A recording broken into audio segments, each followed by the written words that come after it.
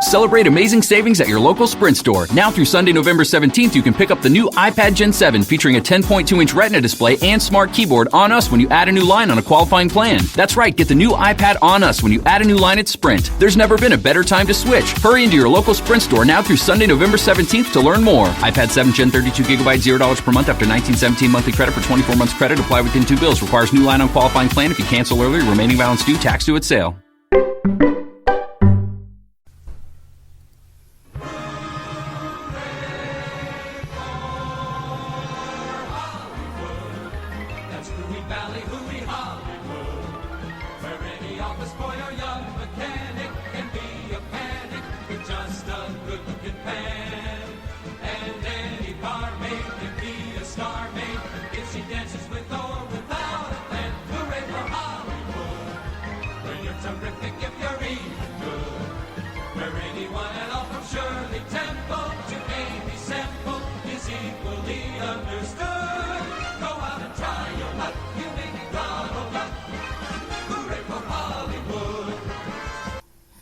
Ladies and gentlemen, boys and girls, you are listening to a Radulich Broadcasting premiere podcast.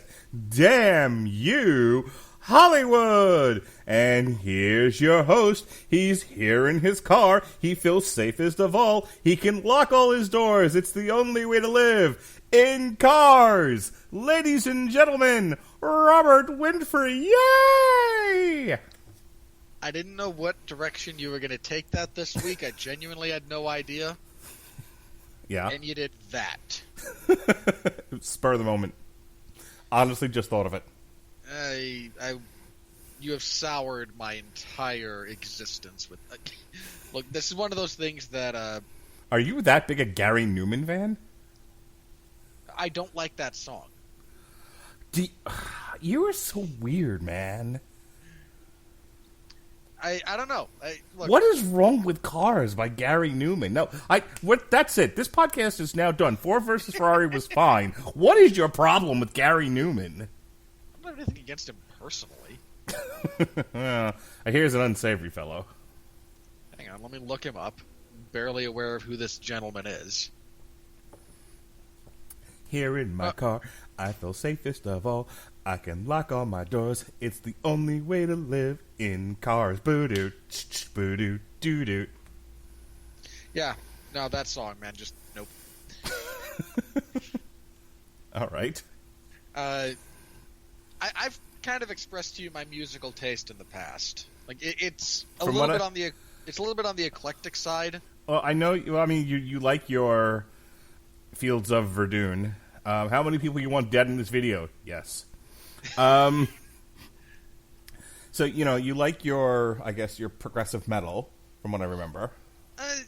A little bit. I like older metal. I hate to say the generic hard rock stuff, but a little bit on the more generic side, probably, all things considered. I don't dig deep into the. I don't deep dive on music. That's not really kind of what I go. Sure. But I like metal. I like, again, hard rock. You're not an 80s new wave guy. Not at all. Okay, well, I can see then why you hate this song. I don't like most pop music generally. Okay. I got it. And, well, what's the other thing? I discovered a few, I think last year at some point, the Dark Country albums, and I really dig on that. So. Sure, yeah. Johnny Cash, The Highwaymen, Merle Haggard. That shit's the best. Well, no, have you heard the Dark Country stuff, like the newer stuff that they've put out? There's newer Dark Country? Because I thought everything was the Florida Georgia line. Oh God, I have to. I will find some. I will find some of these, and I will link them to you. It is the modern continuation of that school of music. Okay. Here in my car, I can only receive. I can listen to you. It keeps me stable for days in cars. Doo-doo. You know, at least you didn't. Doo-doo. I will say this. At least you didn't do the Stewie Griffin variation of that from that episode of Family Guy. Well, now that you've reminded me of it. Okay, do it. No, I don't remember the whole bit. Fair enough. All right, everybody. You know what I do remember? I do remember him singing Rocket Man like Shatner. Well, everyone remembers that. I'm a Rocket Man. Go ahead. All right, everybody, getting this thing back on track, because last week I promised Mark we'd be out of here in less than 2 hours. Liar! We'll see. Tonight here on Damn You Hollywood, we are reviewing the... It's not really a biopic. It's sports drama is probably the appropriate way to describe it. Based on real events. Yeah, this is a dramatization of the real events of the early 60s that led to, very famously, the Ford company besting the Ferrari Motor Company at the Le Mans the Le Mans Race. There's a specific endurance race that I got there. Don't know why my brain faded on me there. That which is again a very, very famous race, and it's a retelling of that story. And I kind of lobbied for this to be on the schedule, and I feel pretty good about that one, actually. Yeah, it goes against what we normally do here, but I have to occasionally throw Robert an appropriate film bone, or he's just, or no matter what we review from that point on, he'll just scream, "It's crap," and I can't get him to focus and do like an actual review.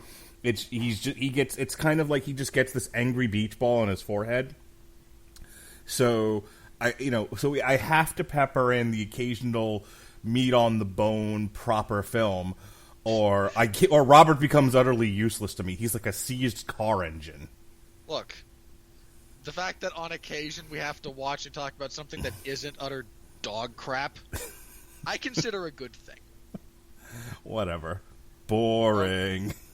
Come on, you and I both know that if we had to sit here and try to talk... do you really want to sit here and try to talk to me about either Midway or Charlie's Angels?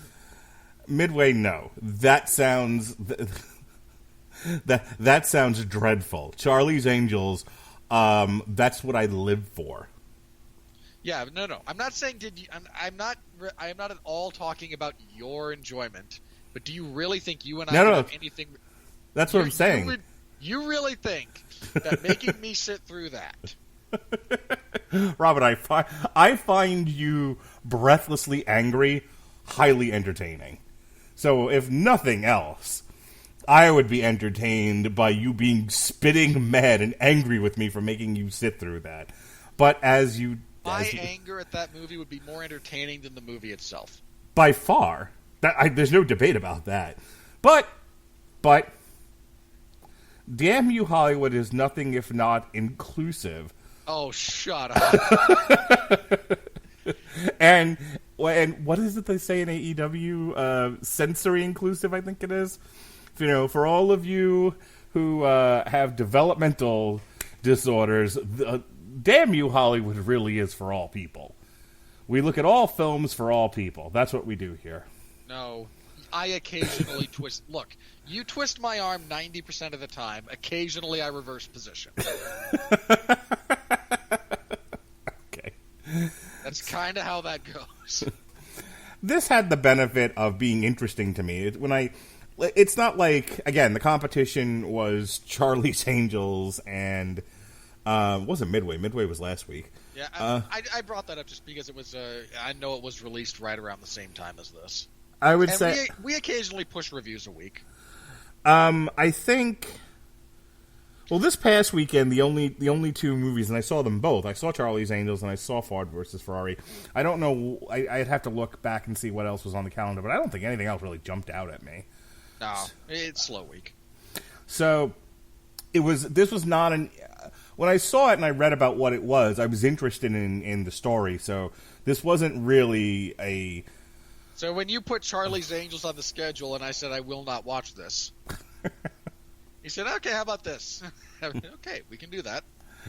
So like I said, this was an easily agreeable upon film.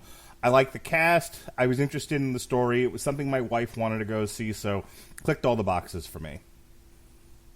Yeah, I am grateful on the rare occasion I get to come on this show and talk about a movie that is good that I was actually somewhat interested in seeing. You know what? I should have made you review. I should have said I don't want to do this. I don't feel like it really fits into the milieu of Damn You Hollywood. And instead, I should have insisted we do Dolomite Is My Name. Oh, that movie is so punk rock. Yet another thing I would not have watched. Plot synopsis. Go. Just for the record, Eddie Murphy has been dead to me for, I'm 34, 26 years. Dolomite Is My Name was so much fun. I enjoyed the shit out of that. Okay, hang on. Then in all seriousness, how do you think I would have felt watching it then? I don't.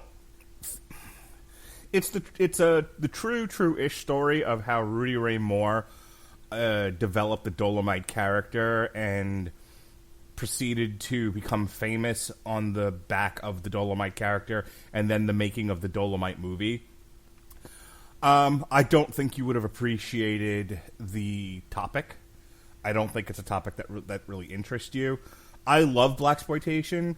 I love the Dolomite character, and so I was interested in how we got from A to Z with it. Okay, I can see why that appealed to you. Just for the record, when you said Dolomite Is My Name, I know it's a thing. I know Eddie Murphy stars in it. Beyond that, zero context. So Dolomite was a character created by Rudy Ray Moore that was the Dolomite movie itself is a blaxploitation movie, but it was like bad by blaxploitation levels. Like, wow, that's bad. Yeah, it's laughably bad, but it's like a cult classic, and it made, I want to say, like on a $30,000 budget, if the movie is correct, it made like $10 million. Yeah, that kind of stuff does happen. All right, anyway, with that out of the way, the plot for Ford v Ferrari. We open with Carroll Shelby's, played by Matt Damon. I got to get this out of the way.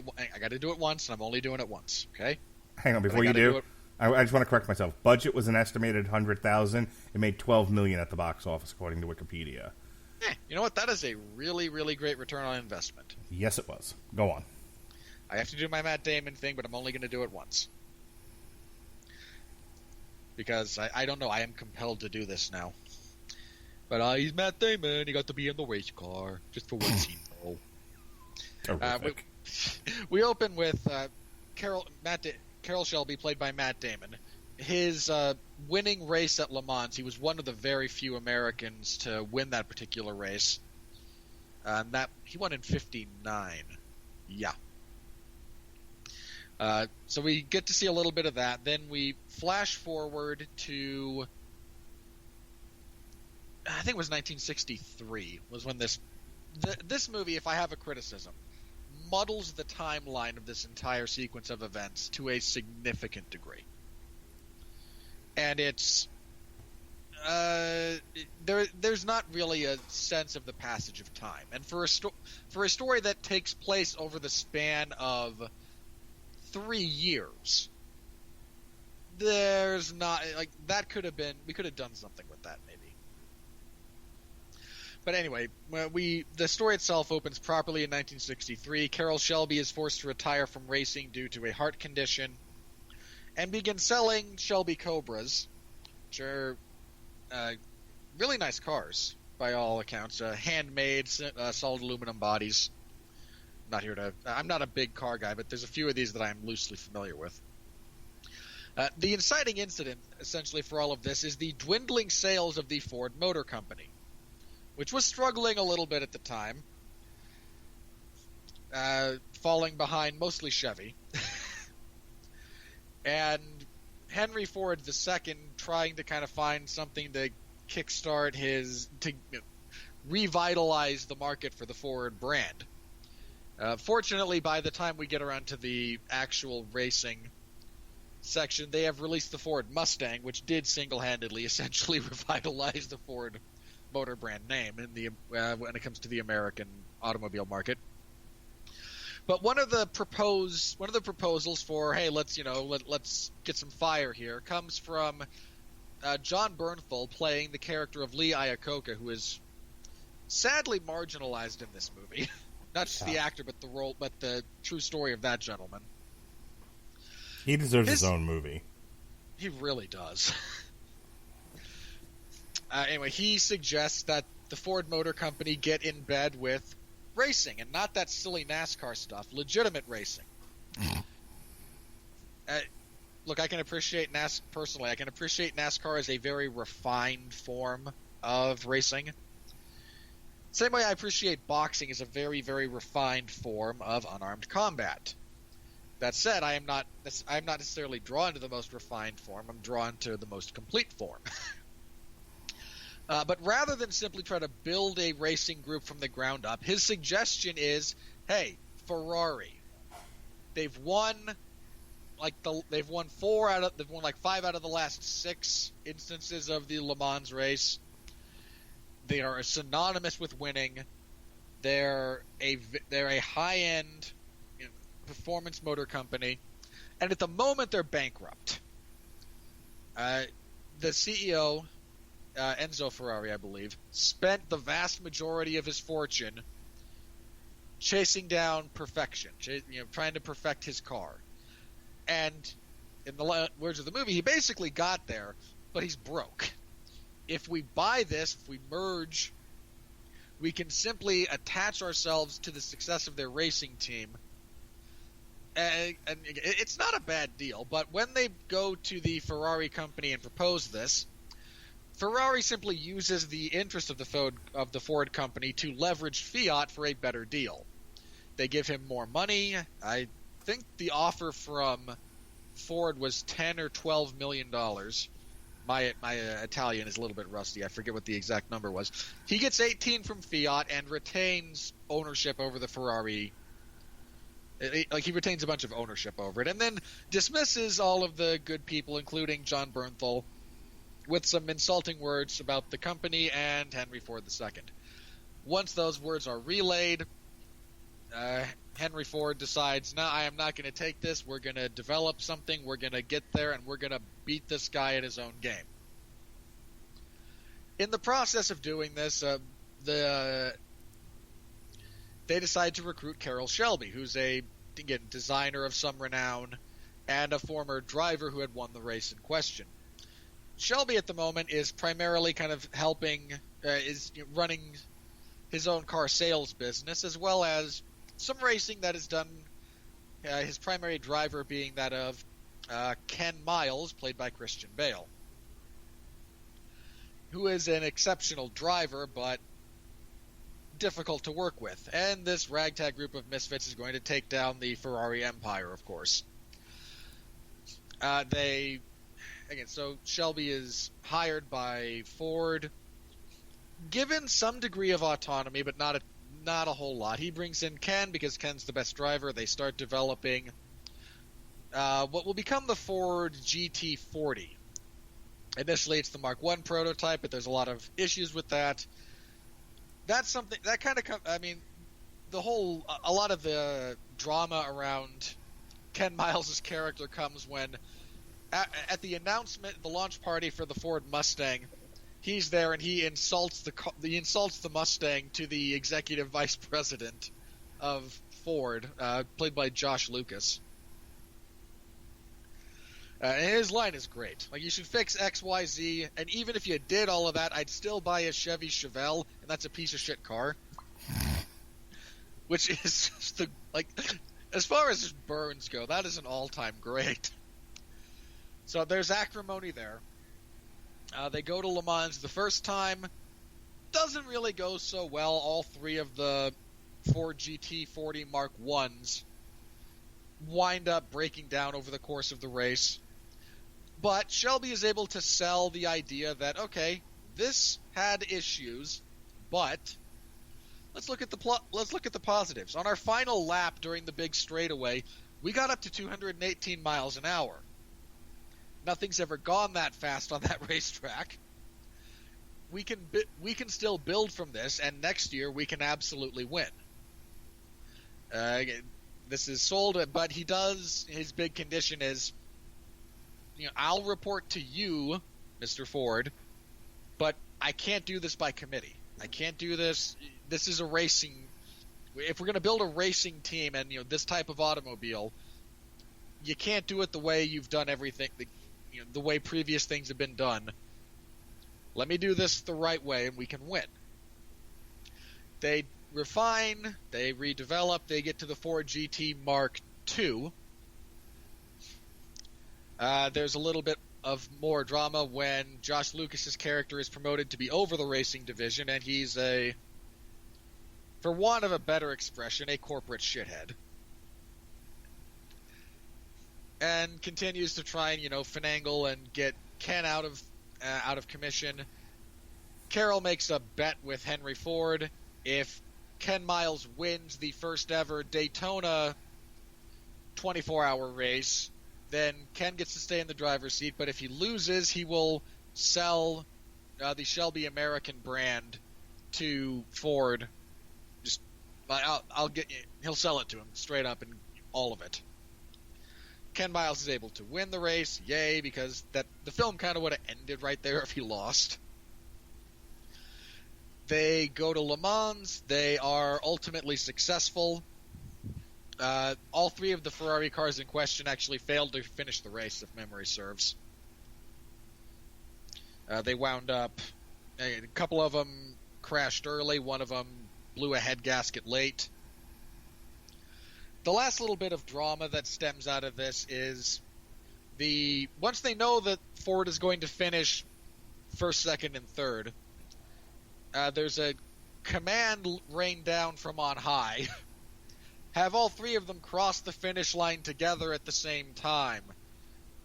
One of the cars in question was so many laps back it wasn't even relevant. But one of them was, I think, close enough to the one in the lead driven by Ken that it plays into the finish. Ken's not really happy about this. You really shouldn't tell a race car driver to go slower as a kind of general principle. So in somewhat defiance, he turns in what is basically the perfect lap at that space and time. But he ultimately does go along, plays in for the tie for first, and the way the movie plays this is not... It's a little bit iffy, Ron, as far as the history of this moment goes. Because when they went to a photo finish, the actual thing went to a photo finish, and the other driver, McLaren, finished ahead of Miles. In this, they play it off as, well, in the event of a tie, they're going to give it to whichever car started further back because they will have traveled further over the course of the 24-hour race. And I look, someone who knows more of the history can correct me on that if I'm mistaken. That might be the policy of the race. Like, if we get a tie, then whoever started further traveled further and therefore wins. But I think at the time it was just, no, he actually did finish a little bit ahead, and there were some rumors that Ken Miles just let him kind of get that last few inches ahead just because he was a little bit annoyed about being told to go slower. So Ken is denied his prize, which would have been he would have had the Triple Crown for endurance races, as he would have won the Daytona 24-hour, the Sebring something or other 24-hour, and then the Le Mans all within the same year, which is a hell of a thing to do. But he actually seems a bit at peace. He's a little bit less temperamental by this. He knows I think it's partially at least because he knows that was his race. He chose to kind of let that happen to not ruffle too many feathers. He is universally acknowledged by everyone else as, no, you won that race, buddy. He and Shelby go off to start trying to plan, okay, but how can we make it better? The idea for the whole, making the entire chassis and whatnot out of bonded aluminum to reduce weight is brought up, which they wound up doing. We do see the unfortunate death of Ken Mills when he is testing what would go on to become the Mark III. This is the GT40 Mark III.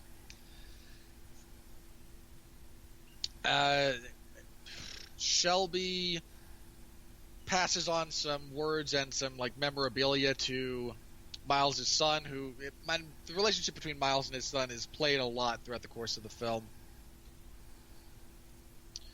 He drives off kind of into the sunset, and the title card our closing title cards wind up giving us that Ford wound up continuing its winning streak. They won the next 3 years in a row, so they wound up winning in total 66, 60. Was this one the 60? Yeah, they won 66, 67, 68, and 69. Again, which is an incredible streak. And they are still to date the only American manufacturer to win that particular race. It mentioned that Miles was posthumously inducted into the Motorsports Hall of Fame of America. Doesn't say when. It was in 2001. They omit that from the title card. And mentions that Carroll Shelby went on to be one of the most celebrated sports car designers of all time. And again, that's the movie. Again, Mark and I kind of joked at the beginning of this. There's not a whole lot wrong with this. So, Mark, let's start with the positive and kind of go from there, which was a nice change of pace. The star of this movie is the racing sequences. And if they don't work, then the movie is held up by superior performances. But, we came to see race cars. And I will tell you that I saw this in the Dolby Theater at my local chain, and the changing of the gears and the stepping on the pedals and the crashes, it was all... There was a debate in my house about bringing the kids to go see this, and I think my daughter would have been able to get through it just fine. And I think my son, who, likes... Like, we're not a NASCAR home or anything, but I think on the occasion that I've shown him racing cars, and certainly playing with Hot Wheels, he's enjoyed. I think he would have enjoyed the racing sequences. However, hearing the sound that they were making in the Dolby Theater, we would have had to leave. It sounded like guns going off. They were so loud. And so credit to the sound designer and ADR and all of that. It was a very enveloping and atmospheric experience. You really feel like you're there at times. You feel like you're in the car in certain scenes of the movie with Christian Bale. The sequences themselves, sometimes, especially with CGI, it's easy to say that, well, the magic of movie making is kind of gone. Everything is done with computers now. It's just teams and teams of graphic designers and coders and whatnot just sitting there making movies on computers. It's not like the 70s where George Lucas invented an entire special effects unit on the go as they were filming the thing. But this really was... for not being an Avengers, sci-fi, fantasy, Lord of the Rings type of film, it's amazing what they were able to accomplish. One of the nice things about this movie is if you're a race car person and you kind of obsess over the details, maybe this didn't affect you the way it affected me, but I don't know anything about Le Mans. I really don't know a whole lot about race car driving, so... There were some finer points of this that I found really interesting and legitimately, shook me up at times. So here's an example of that. All the race cars I'm used to, the little bit that I've seen has been, NASCAR or something, or Mario Kart. And it's the cars all kind of starting in lines, and they go, and they all kind of start off pretty okay, pretty effortlessly, eventless. There were races in this where cars are just fucking colliding into each other from the get-go. And you have... There is a lot more contact made in races like this, and in this style of... especially the cold start style. I mean, NASCAR, they do the gentleman start your engines thing. Mm-hmm. And then everybody gets up to speed. You're just not allowed to go faster than, I forget whatever the number is, before the start of the race. So everyone is already traveling at least 50 some odd miles an hour, and then everything ramps up very quickly. Cold starts like this, you get a lot more of people running into each other. It was insane. And then the sound it makes, the cars just blowing up and smashing. One of the cliches now in filmmaking is the T-boned car accident where the car drives into frame. So you have a car that's coming at you on screen, and another car comes into the frame and T-bones the other car, usually at a high impact. You've also seen people get run over in the same fashion. Like the one that comes to mind, the end/beginning of one of the recent episodes, of the Debbie Ryan show that Sean and I review, Insatiable. Dixie, is just standing. She gets out of her car, she stands in the road, immediately gets run over by a truck. Spoilers. So it just to the point where I bring it up because it's just so cliched. Now I see it over and over and over again. So it was nice that this film really took some of the finer points and elements of car racing and gave them a life of their own, and really drew a casual to non-race watcher like myself into it. And I got really into those scenes. I'm right there with Christian Bale when he's going bloody hell as cars are wrecking around him. It was incredible.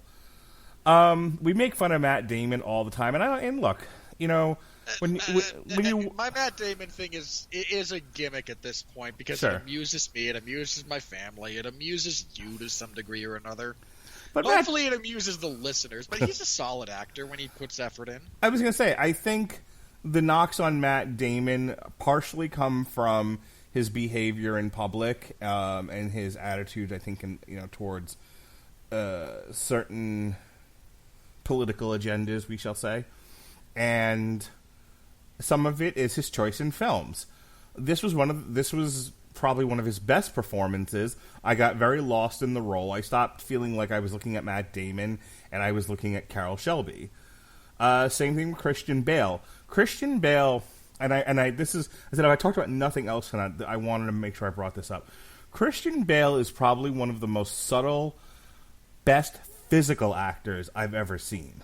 Oh yeah. When you talk about physical acting, someone like Jim Carrey comes to mind, where he's just a ball of energy and he's chewing scenery, but he's using his whole body. And if you look at when he was the hot it guy and it comedian in Hollywood, during the Ace Ventura, Liar Liar era, he was extremely physical, and that's not Christian Bale. Christian Bale does little things like he creates this character. I don't know if the real Ken Miles did stuff like this, but he would do things like tilt his head forward and jut his chin out. And it's little things like that separate the wheat from the chaff in terms of performers. Anyone can do a line reading. This guy throws his whole self into it. And I know he gets knocked for Batman voice, but Christian Bale is one of the best actors in Hollywood right now. For him to generate this whole persona using his entire body without going Jim Carrey, I think he should be afforded special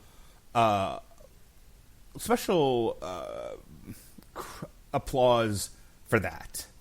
The guy is amazing. You and I have, on occasion, lamented the inability of a lot of contemporary actors to act physically. Yeah. They're unbelievably obsessed with their own eyes and their own face. And it is relatively sad that there are so few actors who consider the totality of their being when they get into acting. I mean, this might not be the best example, but the guy who played Cyclops in the original X-Men trilogy, James Marsden, I believe. Yes. Not exactly the best actor in the world, even without a giant prosthesis attached to his face. But you stick that on his face, and suddenly he's more wooden than the jokes about Keanu Reeves. He's got nothing. I know Johnny Depp's not your favorite actor, but Johnny Depp I always thought was very, very good about acting through various prosthesis? Various thank you. Makeup, garb, just, Johnny Depp loves to put costumes on. And really, he famously really wanted to ugly himself up for Pirates of the Caribbean, and he was told no. Like, calm the fuck down. You're dreamy, and we got to sell this motion picture to kids. So, but he's a guy who I think is successful at that. I don't think he's as good as Christian Bale. Probably goes without saying. But he's another one that's sort of in that, like, top 10 actors who are able to really emote and act physically through any costume, any facial prosthetic, anything you throw on them. And even if they're just in regular clothes, they always give an interesting physical performance. Yeah, so point being, I wholeheartedly agree with you about Bale's take on this guy. He does a great job with his posture at different times. Yes. Sometimes he's, a little bit hunched and a little bit, but, forward facing. His shoulders are more tipped towards you, especially if he's combative. And then other times when he's feeling good, everything's back, everything's more open. That scene of him walking up the beach for their celebration after his win at the Daytona race. If you just put the way he walks in that scene against the way he walks, carrying groceries when Carol Shelby kind of confronts him about coming back, there is no comparison. It's like it feels like two different people. Yeah. And it's a very, very tremendous physical job that he did with that guy, with this performance. And the act of, again, the ability to act physically beyond what your face does is something of a lost art in movie making these days. It's a crying shame. One of the legs in the table that holds this movie up is the relationship between Matt Damon's character and Christian Bale's. If they're not working, if they don't have a kind of chemistry together, then I think the film doesn't work nearly as well. Luckily, they do. I think Matt Damon and Christian Bale are kind of a weird duo, but it works. I was interested. They put forth a performance, and they were able to sit in frame with each other and really feel natural. I felt like these two characters had known each other for a while. This isn't like Robert De Niro and Al Pacino in Heat, where that was more of like an Ultimate Warrior Hulk Hogan kind of a moment, where whether or not this works, it doesn't matter. It's the two in frame together with nothing but a table between them. This was more. There was more chemistry, more magnetism between. And look, this is a great setup for a lot of gay jokes. I don't even want to go there. They're too good. They're too good for me to want to make fun of. Which is a really weird thing for Mark Radulich to say. Matt Damon and Christian Bale, I could see them in frame, and he listened to them talk. Like, one of my favorite scenes of the movies, actually, and they show a lot of it in the credits, is them talking in the diner and about what the plan here is, and famously the trailer is like, well, how long did you tell him you needed? 300-400 years, 90 days, But throughout the movie, Christian Bale and Matt Damon have a lot of shared dialogue and scenes together, and I was definitely, when they're not focusing on the racing, I was drawn in by their give and take. It is unbelievably difficult to represent on screen manufactured years of rapport. And again, these two guys do not meet in this movie. They already work together. They already have history. So it has to feel like that. And that's a tough thing to replicate. Again, to replicate on screen. It's not impossible. They also don't push each other out of frame. Nobody's outshining the other. No one's fucking the scenery. And I say that because I had this issue with a movie like Training Day, where Ethan Hawke and Denzel Washington share so much screen time together. But Ethan Hawke might as well have been played by my son for the amount that he brought to that character compared to how big Denzel Washington was in that movie. In all fairness, that's just Ethan Hawke. Like, your son is more interesting on screen than Ethan Hawke is in virtually everything. Fair enough. But yeah, Denzel is just. I almost wonder if someone hasn't just cut that movie together to the point, like, done a recut of it where there is no Ethan Hawke character and it's just Denzel Washington monologuing essentially. Yeah, I mean, look, the scenes with the Mexicans would make no sense, but other than that, the movie would work just fine. Yeah, and I agree with you wholeheartedly. These two, in their performances, enhance each other rather than in any way, shape, form, or fashion trying to overshine each other. Another somewhat rarity. I really have to hand it to the screenwriters. I don't know what Ken Miles' wife was really like in real life. Oh, God. Thank you for bringing this up.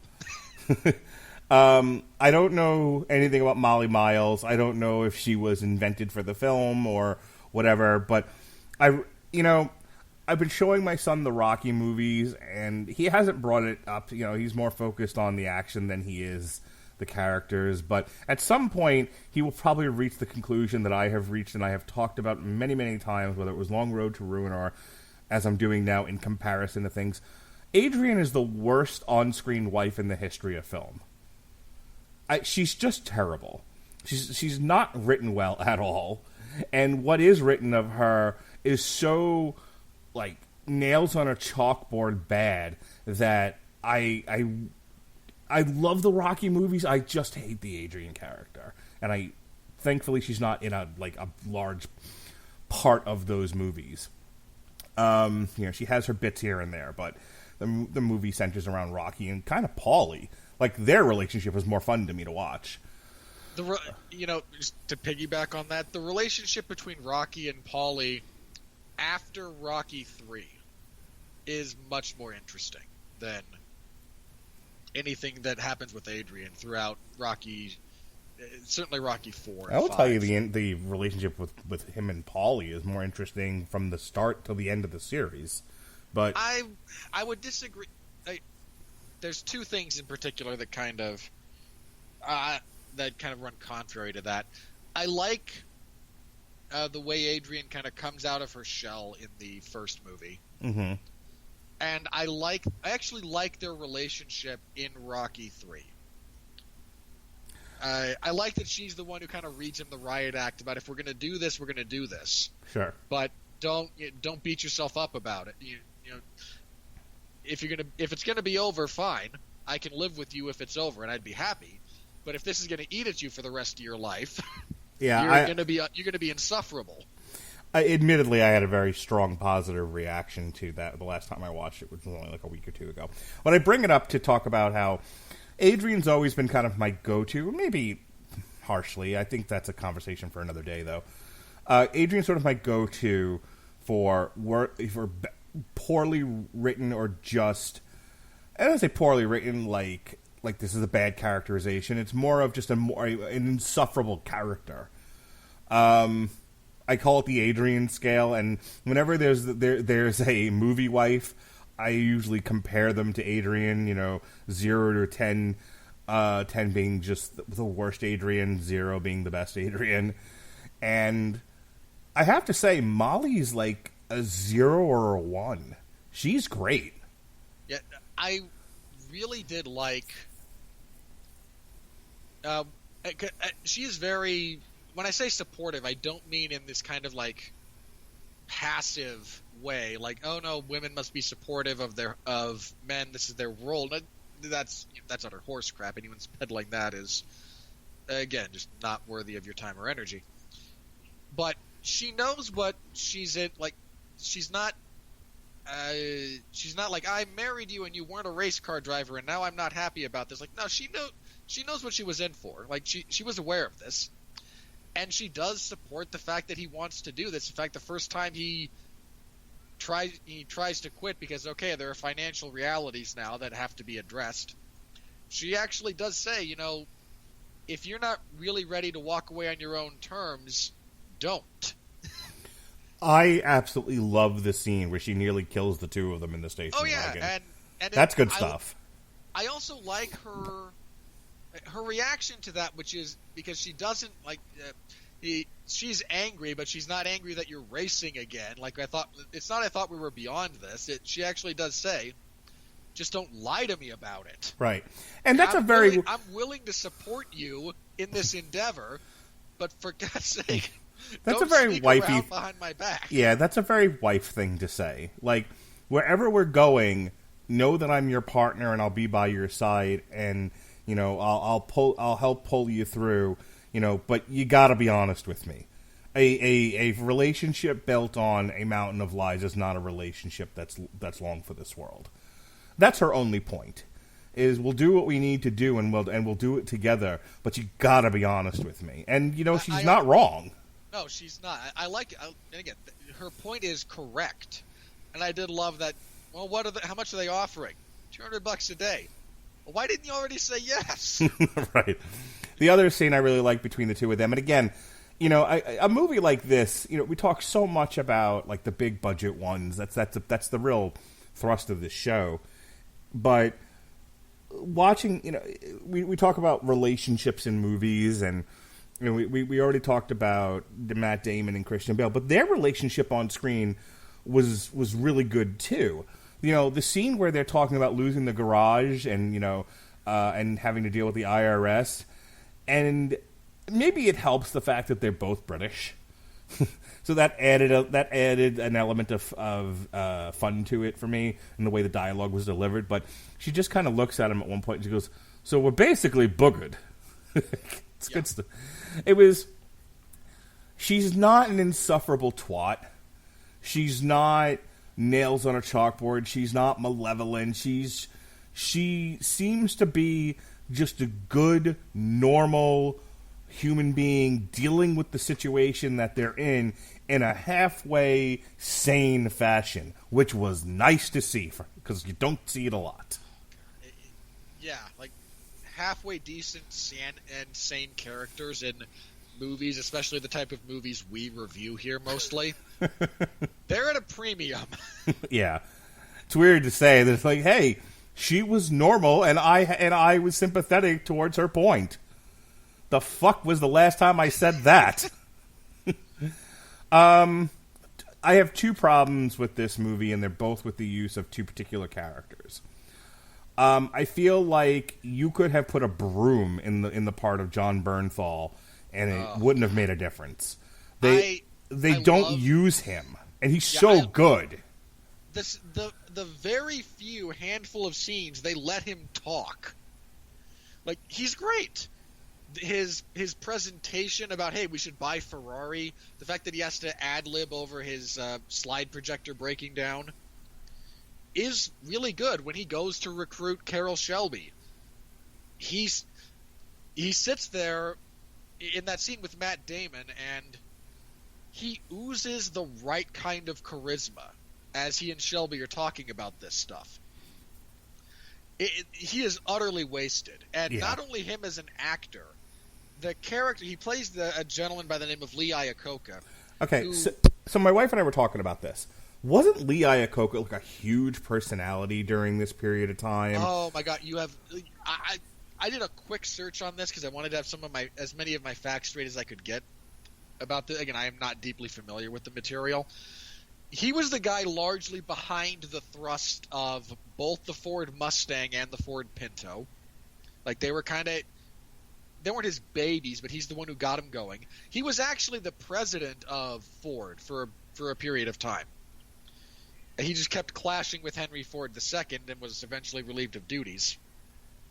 At which point, he was recruited to basically be the CEO of Chrysler. and then essentially pulled them out of their downward spiral. I mean, this is the here he negotiated a guaranteed buyback loan from the government because Chrysler was so far in debt. Got the loan, turned the company around, and fully paid off the federal government 7 years before the anticipated, before they were supposed to. This guy was a big deal. I mean, you and I mentioned it kind of briefly in passing. I want to see Bernthal do him in a biopic. That's what I want to see at this point. Yeah. So he gets marginalized, though, after the first act. Yeah. And then he's never really allowed to do anything on screen again because everything went to Josh Lucas, who plays Leo Beebe. And he does he does smarmy executive really, really well. Josh Lucas is a fairly smarmy human being. It comes across well on screen. Yeah. Here's my problem. There are certain things that he does in the film that, I mean, at 152 minutes and a lot of it's spent on a racetrack, I get you gotta cut certain things. It's not that I couldn't follow what he was doing. There's plenty of inference. You have these characters, they're doing shitty things. I think some more scenes of Leo Beebe kind of smarmily snuggling up to Ford, and maybe kind of getting some of the other side to... Because here's the pattern of the movie, for the most part. I mean, there's a couple of times where you see stuff like that, but largely it's Carol kind of reacting to the next dumb thing Beebe does. And then having to then deal with the fallout of Miles flipping out about it. This happens a couple times in the film, and I think I would have just liked to have seen Beebe, going through those machinations. What led to the thing that led, that became him confronting Shelby. Not enough of that. So the film is largely held up by Shelby and Miles, and there are villains there kind of orbiting the situation, but I don't feel like you spend enough time with the villains because you're too busy telling this other story. And so it's basically, there were these guys, they faced adversity, shit kind of happened, and then Miles dies at the end. Okay. I almost would have rather they removed Beebe as an antagonist. That might sound weird for this movie, but hear me out.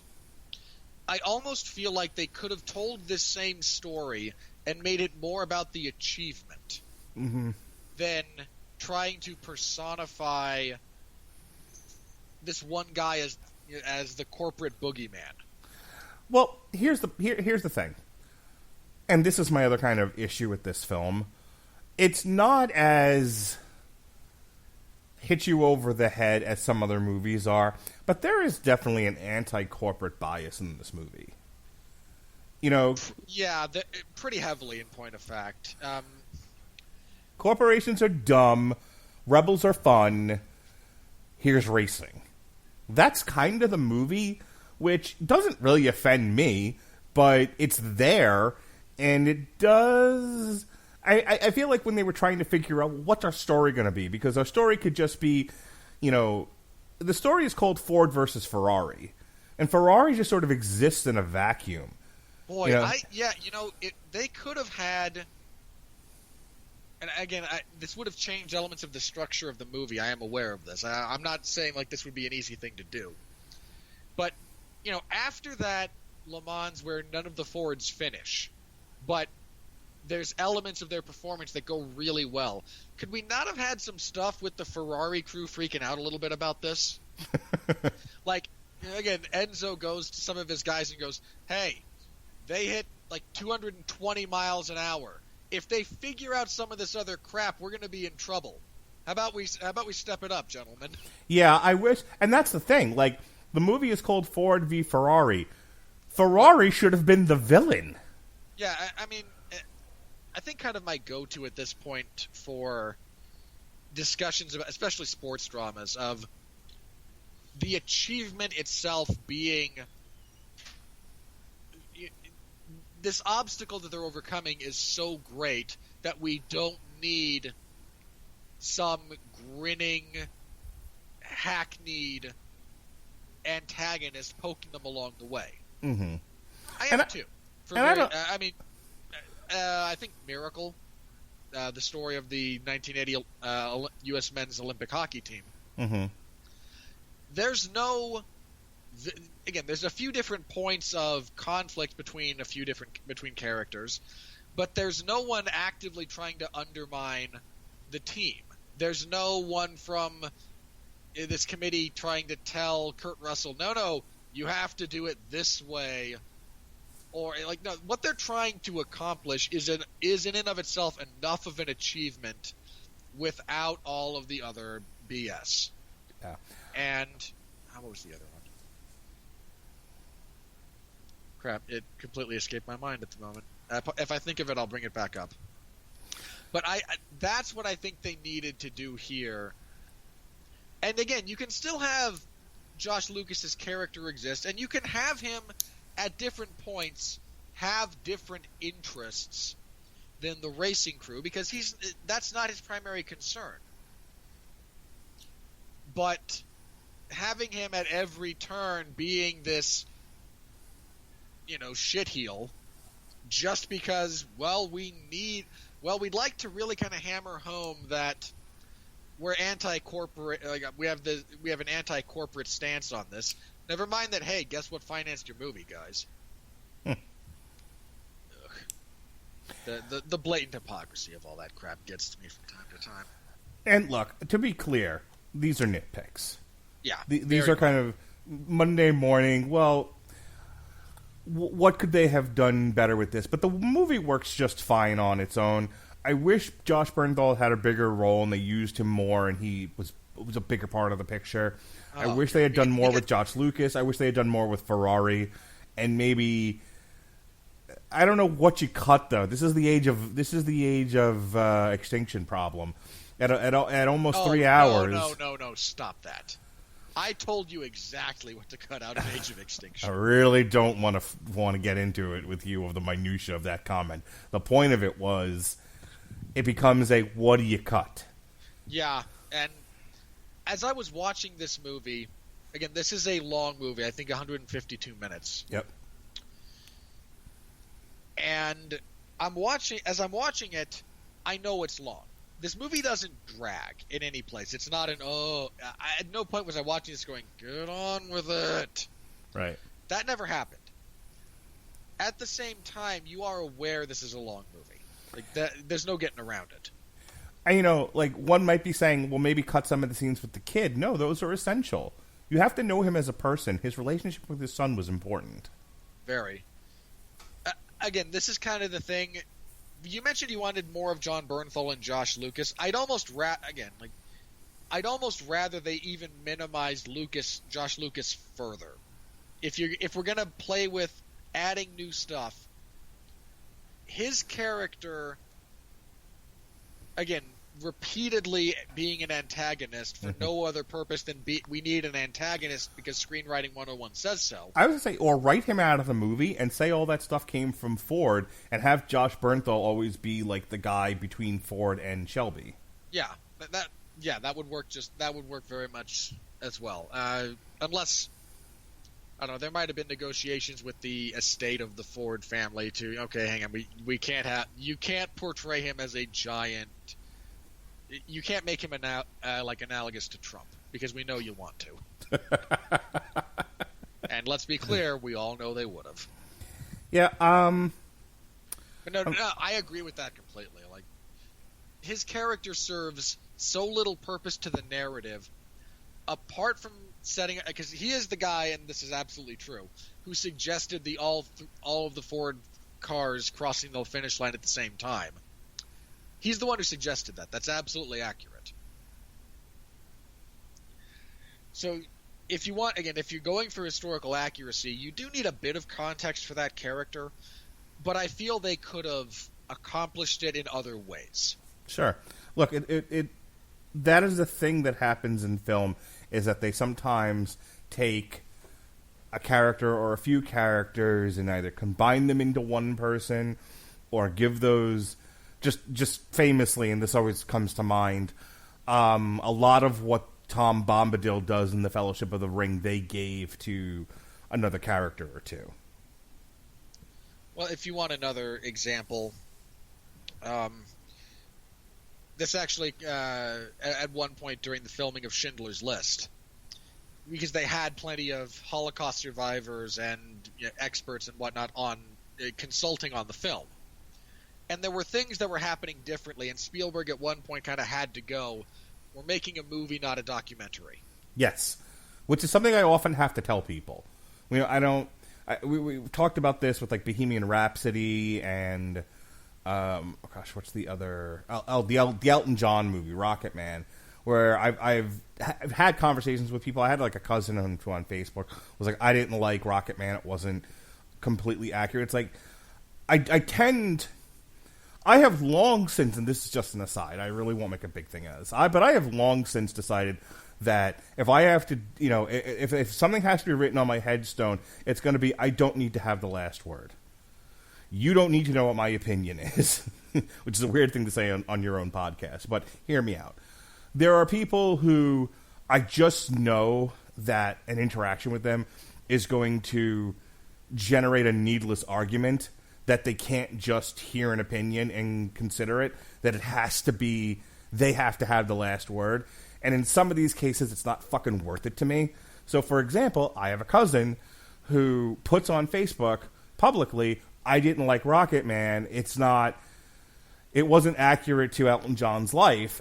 And I had to really fight the urge to be like, it's not a documentary, you dumb fuck.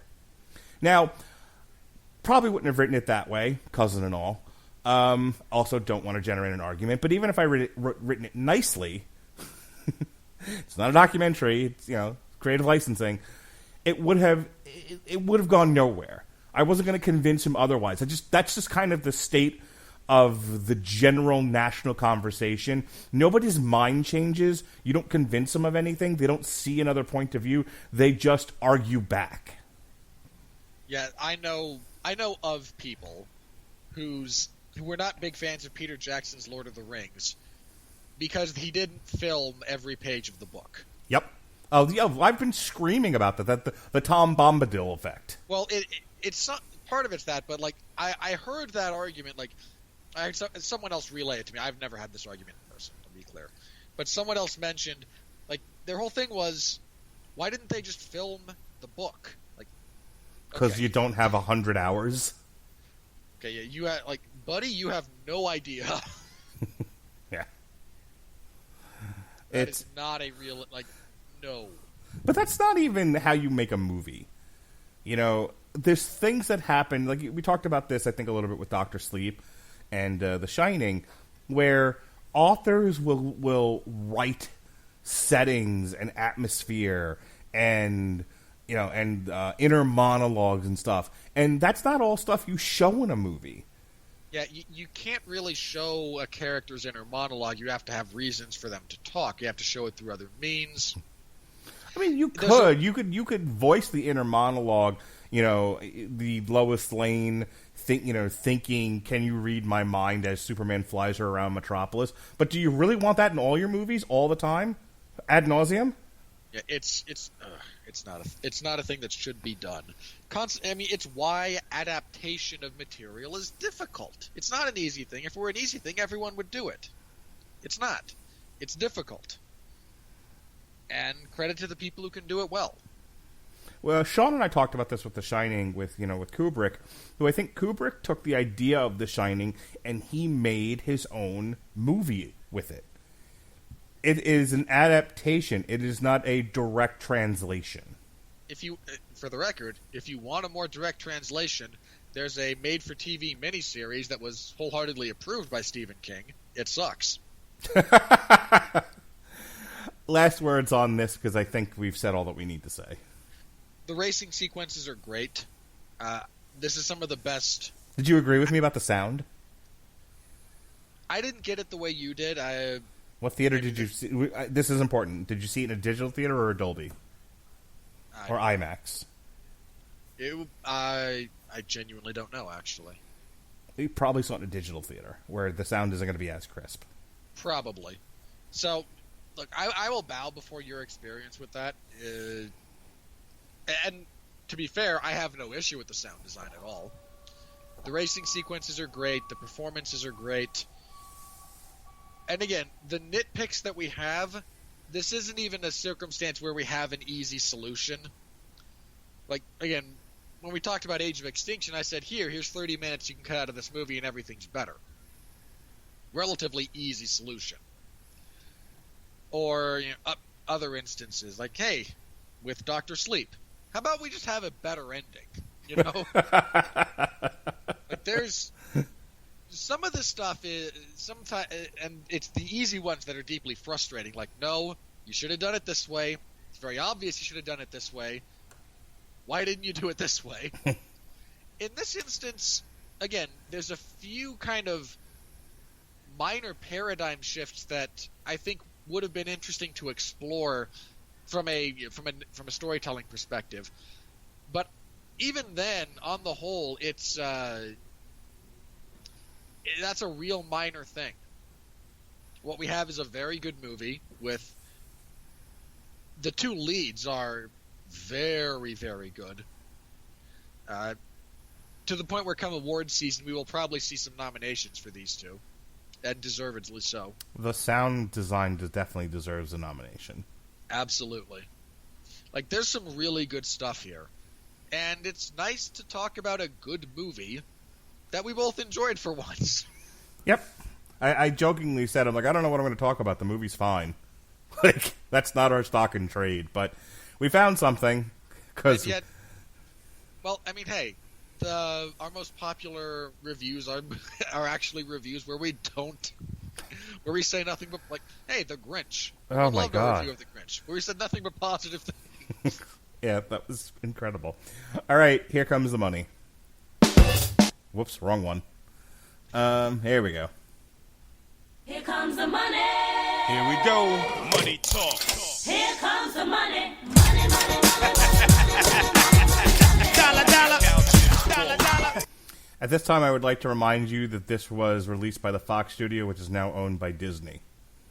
On a budget of about $100 million, give or take, the movie at the time of this recording has made $56.2 million, and it won its weekend. Okay, so do we want to just do the Charlie's Angels thing right now? Well, let's give Ford versus Ferrari its due. Okay. And then we can talk about that. So Ford versus Ferrari was the #1 movie of the weekend. Yay. Yay, all of you who went to see this movie and made it such. Thank you. Okay. See good movies. Because not only is there an issue with Charlie's Angels, but there's also a secondary issue with Warner Brothers that needs discussion. Okay. So, Ford versus Ferrari was the #1 movie of the weekend. Midway, which was the #1 movie last weekend, beating out Dr. Sleep, by the way. Shame on everyone who went to see Midway, by the way. Your mother. Fell from 1 to 2. Charlie's Angels, get woke or get punched, as my daughter would say. Debuted at #3. Playing with cratered. Blew up on Launchpad. Playing with Fire, starring John Cena and Michael Keegan, fell from 3 to 4, which was an adorable movie. Just lovely. Not true. Last Christmas. Not as bad as we all feared it was going to be, but not true of that. It's adorable. Last Christmas, I gave you my heart, but the very next fell from 4 to 5. I know that song. Dr. Sleep. Yeah, utter shame too, by the way. 2 to 6. That's quite the steep drop. Yeah, if that's going to recover, it's going to need international help. The Good Liar debuted at #7 because nobody wants to see Nobody wants to see Dirty Rotten Scoundrels with two really, really, really old people in 2019. It does. I'm not one of those guys who tends to be. How do I say this? Like, okay, I tend to just simply accept that most of the time, if you avoid something, even in general category, you're not doing so out of malicious bias. That is to say, oh, you didn't see this movie featuring black people, you must be a racist. No, maybe you just didn't want to see the movie. Or you clearly hate women because you didn't see Charlie's Angels. No, maybe this movie just looked like it was terrible. Like, I'm willing to go along with all of that. There does seem to be a growing, and I believe the term that everyone uses for this is ageist. Yep. Kind of mentality at the moment that I find slightly disturbing on a societal level. Look, before this continues, let me tell you where we are right now. Because this is something that Alexis and I talked about with regards to Charlie's Angels, but I think it applies to a movie like The Good Liar. 20 years ago, we didn't have flat screen TVs. We didn't have streaming services. We barely had the internet.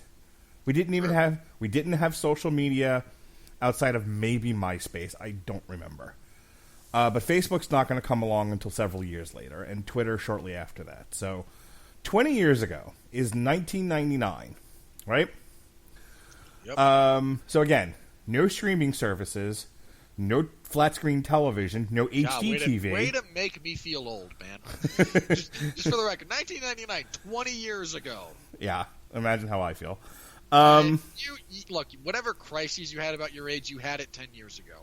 I've always wanted to be older, so I didn't go like my crisis about my age now would be I wouldn't have one if for the fact that I have health issues. But if I didn't have those health issues, I wouldn't care. That's the weird thing. No, that's the healthy thing. So anyway, we didn't have flat screens, didn't have HD TV. If you wanted you might have had surround sound because surround sound is just speakers up all over your living room, but we're talking like theater quality, crisp surround sound doesn't really become a thing till later, unless for the average person who isn't willing to spend $1 zillion on a home entertainment system. If you wanted a cinematic experience, if you wanted to see great big special effects on the big screen and crisp, clear picture with booming surround sound, you had to go to the theater. You had to. For most movies, you had to go to the theater or wait several months for them to be released at Blockbuster or Hollywood Video, and shortly thereafter, Redbox and Netflix. Because there's this like really weird period of time where there's plenty of places to get physical DVDs, but streaming isn't yet a thing. So for a lot of people, like Redbox and the initial physical DVD distribution of Netflix was a thing because they didn't want to go to the movies, but that was a smaller group of people than the ones willing to make the trek out. And even then, that was somewhat undercut in certain big cities by bootleggers. People who sold stolen copies of movies, usually many of them recorded on like handhelds, in your trench coat in the back of the theater somewhere, and hopefully you got a decent view of the thing, or you got someone's head in there, and you don't know until you bought the thing. But so that's all then. So 20 years ago, a movie with like Ian McKellen and I can't remember the other lady who's in The Good Liar. Helen Mirren. I think people would have gone to go see it. I think people, like my parents' age group, people on the latter half of 40 would have gone to see that. You've got two really good actors, and it's a good fun night out. Now, there's nothing in that movie that speaks to the kind of urgency that draws people to theaters in 2019. So I understand the argument of you got to release some stuff, but I mean, again, we did. Ford versus Ferrari did just fine. But there are less and less movies that are going to be a guaranteed success on the big screen when now you have this dearth of options to watch things at home in a theatrical experience. Dearth means a lack of. Then what am I thinking of? What we have is a glut. Okay, I keep reversing the definition of dearth. That's not the first time I've done that with you. No, but it's okay. Look, you can do it with me. I'm happy to correct you each time. It's okay. Fantastic. Glut of options for people who want the theater experience in the safety of their home where no one's going to shoot at them. Maybe. So, the fact that you go straight to the shooting, considering it happened in Florida and it wasn't like a kid brought a fucking former sheriff's deputy shot somebody in the theater because he shushed them. I mean, okay, I might get a ton of crap for this, but I'm gonna say it. I've never been to a theater where I had two exceptions to this, and I consciously made both of these decisions knowing that I was going to have the experience of the raucous crowd. Because 3 of the Avengers movies I saw on opening. I did like midnight showings, and the first one I should have anticipated more what was going to happen.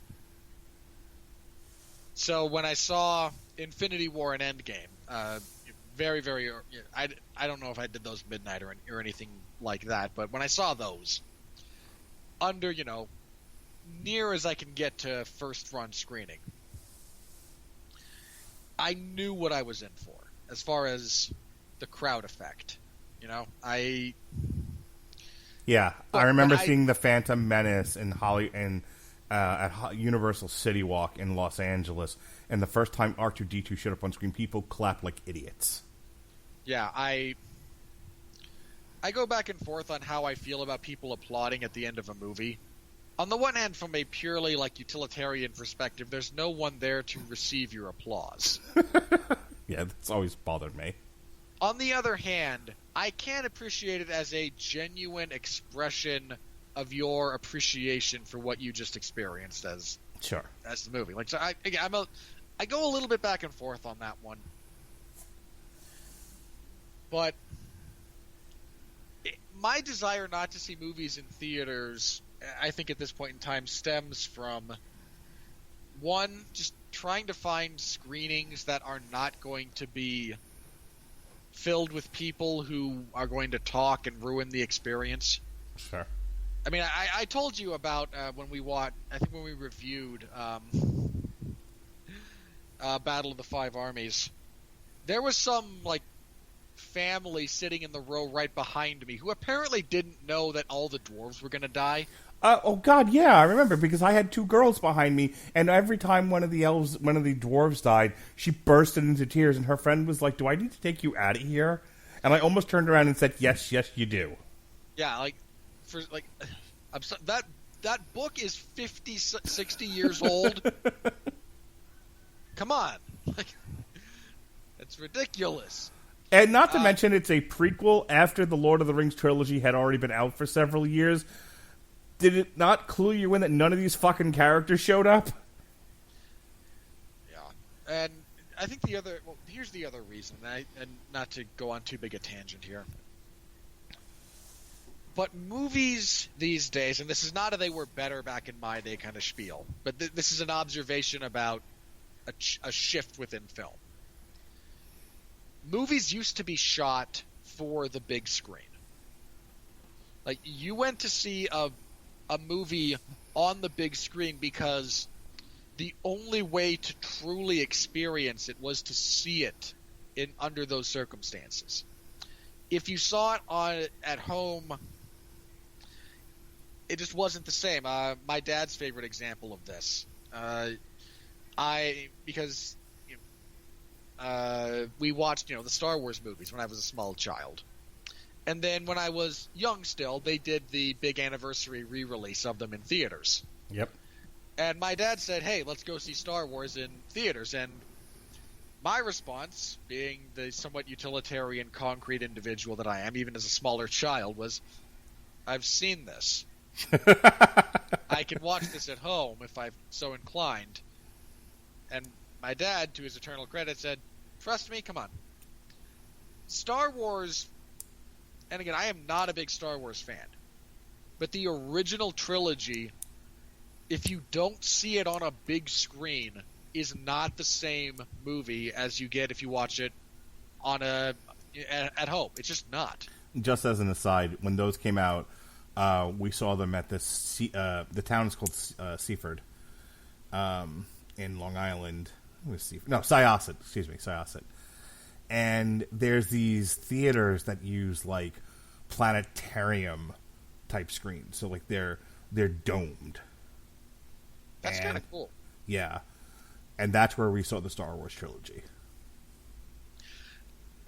Anyway, the point there being, the last time I saw a movie in theaters and went, and I walked out of the movie and went, I needed to see this on a big screen. That's the only way to really get it.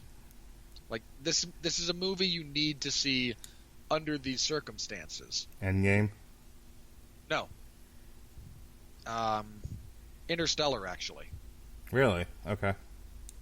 You've seen Interstellar, right? I have not. Oh god. Yeah, I saw that on the big screen and walked out and went, "Oh, that's why I go see movies on these giant screens." Like, sure, there's stuff in Endgame that is. I don't think you can really appreciate the scope of the Avengers Assemble bit without seeing it on the big screen. Yeah, that again. There's a few bits in there that are certainly enhanced by that, but the bulk of that movie, meh. There's no like I could fire it up on Disney Plus right now. Yeah, and there's not an appreciable difference in the experience watching it on my computer screen than there was on the big screen in a theater full of people. So all of this to say that, look, The Good Liar might be a fantastic movie, and certainly, Sir Ian McKellen and Helen Mirren are no slouches in the drama department. But is this a movie you need to see on the big screen? No. This is a movie that is perfectly fine streaming from your home.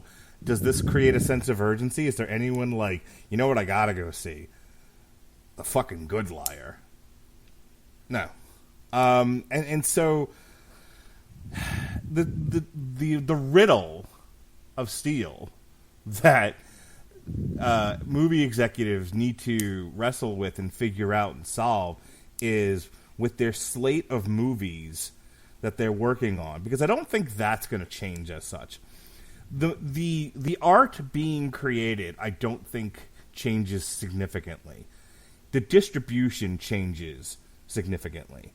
There are some theatrical movies that are still going to be shot, but whether or not they are distributed via HBO Max or Peacock or Netflix or Hulu or Disney Plus or the good old-fashioned cinema is going to be a whole other conversation. Martin Scorsese got a lot of crap for what he said about Marvel movies in general. And in fairness, a lot of his point was badly put. And again, he deserved some of the backlash he got. And Martin Scorsese hasn't made a good movie since The Departed. He finally got his Oscar and checked out. But elements of his point about, do we really want to live in a world where the only, and I know Mark's answer to this is yes, but do you really want to live in a world where the only movies being released in cinemas are Marvel or DC or the Fast and the Furious 27?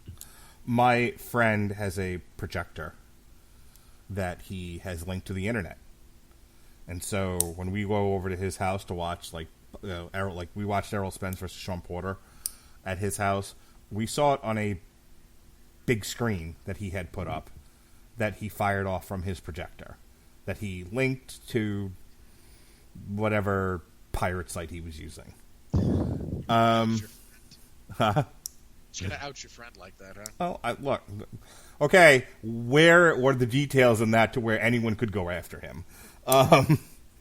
My point being is that if you, and this is why I started with the statement that I made before. You know, to me, that's kind of a hollow argument. You know, do we really want to live in a world where they don't? Well, considering I can set up a screen and a projector and have the same fucking experience in my living room, you just need to make the shit available. Period. The distribution is no longer the static structure it had been for 100 years. It's the long tail of distribution has utterly turned that on its head. So if you want to go out and make The Lobster, make The Lobster. If you want to view The Lobster as a cinematic experience, you can do that in the comfort of your own home for not that much money. It's kind of a silly argument to me. Do you see what I'm saying? I understand elements of your point. At the same time, like, why are we so hung up on the sort of archaic structure of I gotta go to a place to see a thing? It's become it's utterly changed. In a lot of ways, yes. I think part of the reason people discuss it the way they do, and look, some of this is just money. Because what's your return on investment for a movie that gets released on Hulu or Disney Plus? Okay, so you're asking on behalf of the studios. I'm saying it's a consideration. I mean, it's one of the things that I thought Scorsese's point was just lost on. Like, there's less independent studios. Like, okay, but every big studio now has like 3 subsidiary, like sub-branches of that studio that specialize in independent film. Like, I don't know. There has to be some math that works in favor of the model I was just discussing, or you wouldn't have everybody tripping over each other to create their own personalized streaming service. Oh, no. Like, there is, but that bubble is going to burst in the very, very near future. The bubble of 800 million streaming services is going to burst, but Oh, no. Yeah, that's what I mean. I'm not saying that streaming as a technology is somehow going We're away. not going back to brick and mortar, buddy. I hate to tell you. The internet bubble bursted, too. You may have noticed we're still using it. Yeah, and again, that's what I mean when I say that that streaming bubble is going to burst. Not that streaming is going to go away, but everybody and their dog having a premium subscription service, yeah, that ain't flying. No, I honestly think what's going to end up happening is you'll still see a lot of the streaming services exist, but just like the .com bubble, the .com thing was, well, we'll put up banner ads, and that's where we'll get our money from our advertising will be banner ads. And when that didn't work and everything bursted and companies went out of business, they found other models to make money off the internet, and here we are 20 years later. I think what's going to happen with streaming services is that the paid subscription model is probably going to cannibalize itself. You'll have a few, strong survivors with big backers that will last. Like Disney Plus will always be a subscription service. That's not changing. But I think some of these other ones, it's going to go. It's funny. It's going to follow sort of the concentric circle of paid advertisements. So we're back to that again. But instead of like a 3 to 4 minute break of commercials on a traditional television cable thing, you'll have it in your subscription service, which you already do. Like when I watch the CW stuff on their app, that's not a paid app, and I don't have to have cable to use it. What I do get though is the show breaks 3 or 4 times in an hour, and I get 2 or 3 commercials in between them. Yeah, I mean, ESPN Plus has commercial breaks. Yeah. Hulu has my subscription for Hulu has commercials. Yeah, if Hulu, the basic subscription tier for Hulu has ads. You pay you pay like double, and then they cut the advertisement out. Right. All right. So anyway, that is to say, Charlie's Angels bombed and was terrible. Well, we got this started because, like, well, why didn't more people go see The Good Liar? We just spent the last 20 minutes to basically say because they'll be able to stream it at home and not get shot. That's why. The Joker fell from 6 to 8, by the way, and has now made over $1 billion. Not only most profitable, but now highest grossing R-rated movie ever. Yep. Maleficent. Good for that movie. Maleficent fell from 7 to 9. Harriet fell from 8 to 10 in its third week in the box office. So funny. I saw a coworker of mine at the theater. She was with her family. I was with my family. And I'm like, oh, what are you guys going to see? Harriet. What are you guys going to see? Playing with Fire. I was like, please just go watch your Focus feature. We're going to go see this schlock-looking Nickelodeon film. Terminator, speaking of schlock, fell from 5 to 11. Jojo Rabbit, 11 to 12. Zombieland, 9 to 13. Parasite, 13 to 14. The Addams Family, 10 to 15. I've got to see Parasite. Countdown, 12 to 16. Black and Blue, 15 to 17, because nobody saw it. God, at this time, I think that this is either the total gross for Black and Blue right now is $20 million. Oof. Oh, that is awful. Motherless Brooklyn, 14 to 18. The Lighthouse, 18 to 19. And finally, in its second week in the same darn place in 8 weeks total, Abominable from Universal Pictures. All right, so you mentioned to me off air that you wanted to talk you just have to talk a little bit about how Elizabeth Banks is getting the wrong read about why Charlie's Angels bombed. Okay, this is going to be partially Elizabeth Banks stop being a tart, and partially in defense of Elizabeth Banks. All right. So, Elizabeth Banks, let me first start in defense of this woman, because she made a movie that was terrible. Shut up. That was very feminist, very pro-girl power, which is her right to do. The women who worked on this movie believed in it. Patrick Stewart apparently was willing to take a check for it. So, it was one of those movies where it was like, hey, let's make a female-centric action movie with a lot of women. And unfortunately, I think, like, if we had talked about it as a review, my one criticism really would have been, this is yet another movie where men are either dopes, villains, or awesome but sexless. Utterly toothless.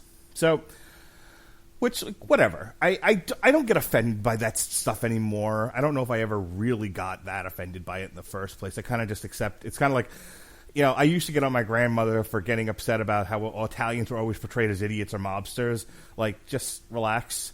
And it would be hypocritical for me now to be like, stop portraying males this way. It's like, well, I just won't watch them. How about that?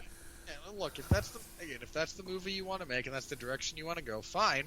Just be aware of how much of your potential audience you're immediately ostracizing. But, my daughter had, I thought, not a valid point, but I thought she had a valid observation. Because it's the same one that Elizabeth Banks had, which was, if we make a movie that is for women, that has a very female color palette, that has some interesting female stars in it, that it's just everything, that it hits this one section of the population, then those people will come out and support it. And she made the mistake, and my daughter made the mistake that I think a lot of people do, is that it's not that women don't like action movies. I think some of them do. I don't think it's their main genre. But I think they'll go. But many of them are drawn to the ones that star men. Shirtless, sweaty, muscular men. So the notion that women have a homogenized point of view and taste in film is laughable. Like, that's the laughably sexist point. Yeah. So, like, my daughter, who is 8 years old, wants to see women kicking ass. When she hits puberty, I don't know if she's still going to feel that way. So, essentially, you made a movie... When she hits puberty, she's going to go to the movies to get away from her brother. So, here's the thing. Like, you went out with this sort of, pro-feminist, women-only point of view for your movie, and then we're surprised that nobody saw it except for the few women that fall into that category. And the one dumb dad who brought his daughter. Also, if I might offer, like, a couple of counterpoints to her kind of generalized argument about, well, you clearly aren't going to go see movies with women in positions of power. Captain Marvel made $1 billion. Yeah. Wonder Woman made, what, $600 million? Yeah, something like that. Mad Max Fury Road, which is an extraordinarily feminist piece of film in tone, and I don't mean that as a negative, mind you, made, what, 400 some odd $1 million, and we're talking profit here, not gross, and should have won the Oscar, like, cleaned up a bunch of Oscars and should have won at least 3 more that it didn't, for reasons that are incredibly nebulous. One of my friends wrote me today about the whole Elizabeth Banks thing, and we were joking about it and the whole, get woke or get punched thing. And I said, not for nothing, but this same group that Elizabeth Banks is sort of complaining about are the same people who are clamoring for a Black Widow movie. So, again, guys are not shying away from action movies starring women, but you have the same problem with those movies as we just talked about with The Good Liar, and that is it's hard to get people to come. Look, they've tried this already. There was Salt. There was they did like a spy action thing with Jennifer the Hunger Games broad. Jennifer Lawrence. Thank you. Red Sparrow. Yeah, Well, hang on. Red Sparrow with its subject material was never going to be a big, like, broad market appeal. They just did one with Jennifer Garner where she, like, seeks revenge on, like, the mob for killing her family. They tried to do a female Punisher with Jennifer Garner. It was called Peppermint. Yeah. Nobody saw it. Right. They keep trying. And it's like, you have a bigger problem of people not wanting to go to the movies unless it's something recognizable or something that they've already got buy-in for, is the larger point. It's less about gender roles and genre than she thinks it is. Here's where things for me were like, well, now you're being a little too hard on the beaver. She had this throwaway line because she was asked why was it necessary to make another Charlie's Angels movie, which sounds like a question that was asked by my father-in-law. Well, and she shot back, you've had 37 Spider-Man movies. I think it's okay to have another Charlie's Angels. And you know what? She's not wrong. We live in a world with constant rehashing of IP. They're making a Grease series, for fuck's sake, for HBO Max. Again, there's a better way for her to make that point than to say you've had 37 Spider-Man movies. Is there? Yes. Because there have only been 7, and nobody talks about a full 4 of them. I think her larger point, which got lost because how dare you attack comic book movies, like, boy, this is becoming an area of sensitivity that I'm not comfortable with, was that we rehash IP all the time. Yeah, and really, I think that's what should have been said. Like, hey, look at what sticks. Like, you've had how many Spider-Man reboots? You can phrase it like that. You've got a bunch of Spider-Man reboots. You've had how many Star Trek spin-offs? Right. You've had they're making, like you said, they're making a Grease series. Like, you're really gonna get annoyed at a studio and some people looking at this franchise as something to potentially revivify.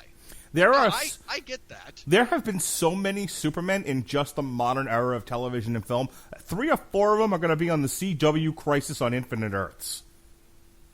I mean, without having invented they're inventing one new one. But I think even like the Brandon Routh, Kingdom Come is kind of is sort of a wink and a nod to Superman Returns. Like, that's the Kingdom Come universe all of a sudden. They're having Brandon Routh, Tom Welling. They had the one from Supergirl, right? And they're making up another one. Brandon Routh is the one they're making up. Oh, which is again a wink and a nod to Superman Returns. Yeah, so you've got 3 or 4 iterations of that character. In just that series. Yeah, again, my question with regard to this would be, is not, well, okay, I think the question was phrased badly. I think a better question for the generalized marketplace is anyone asking for this?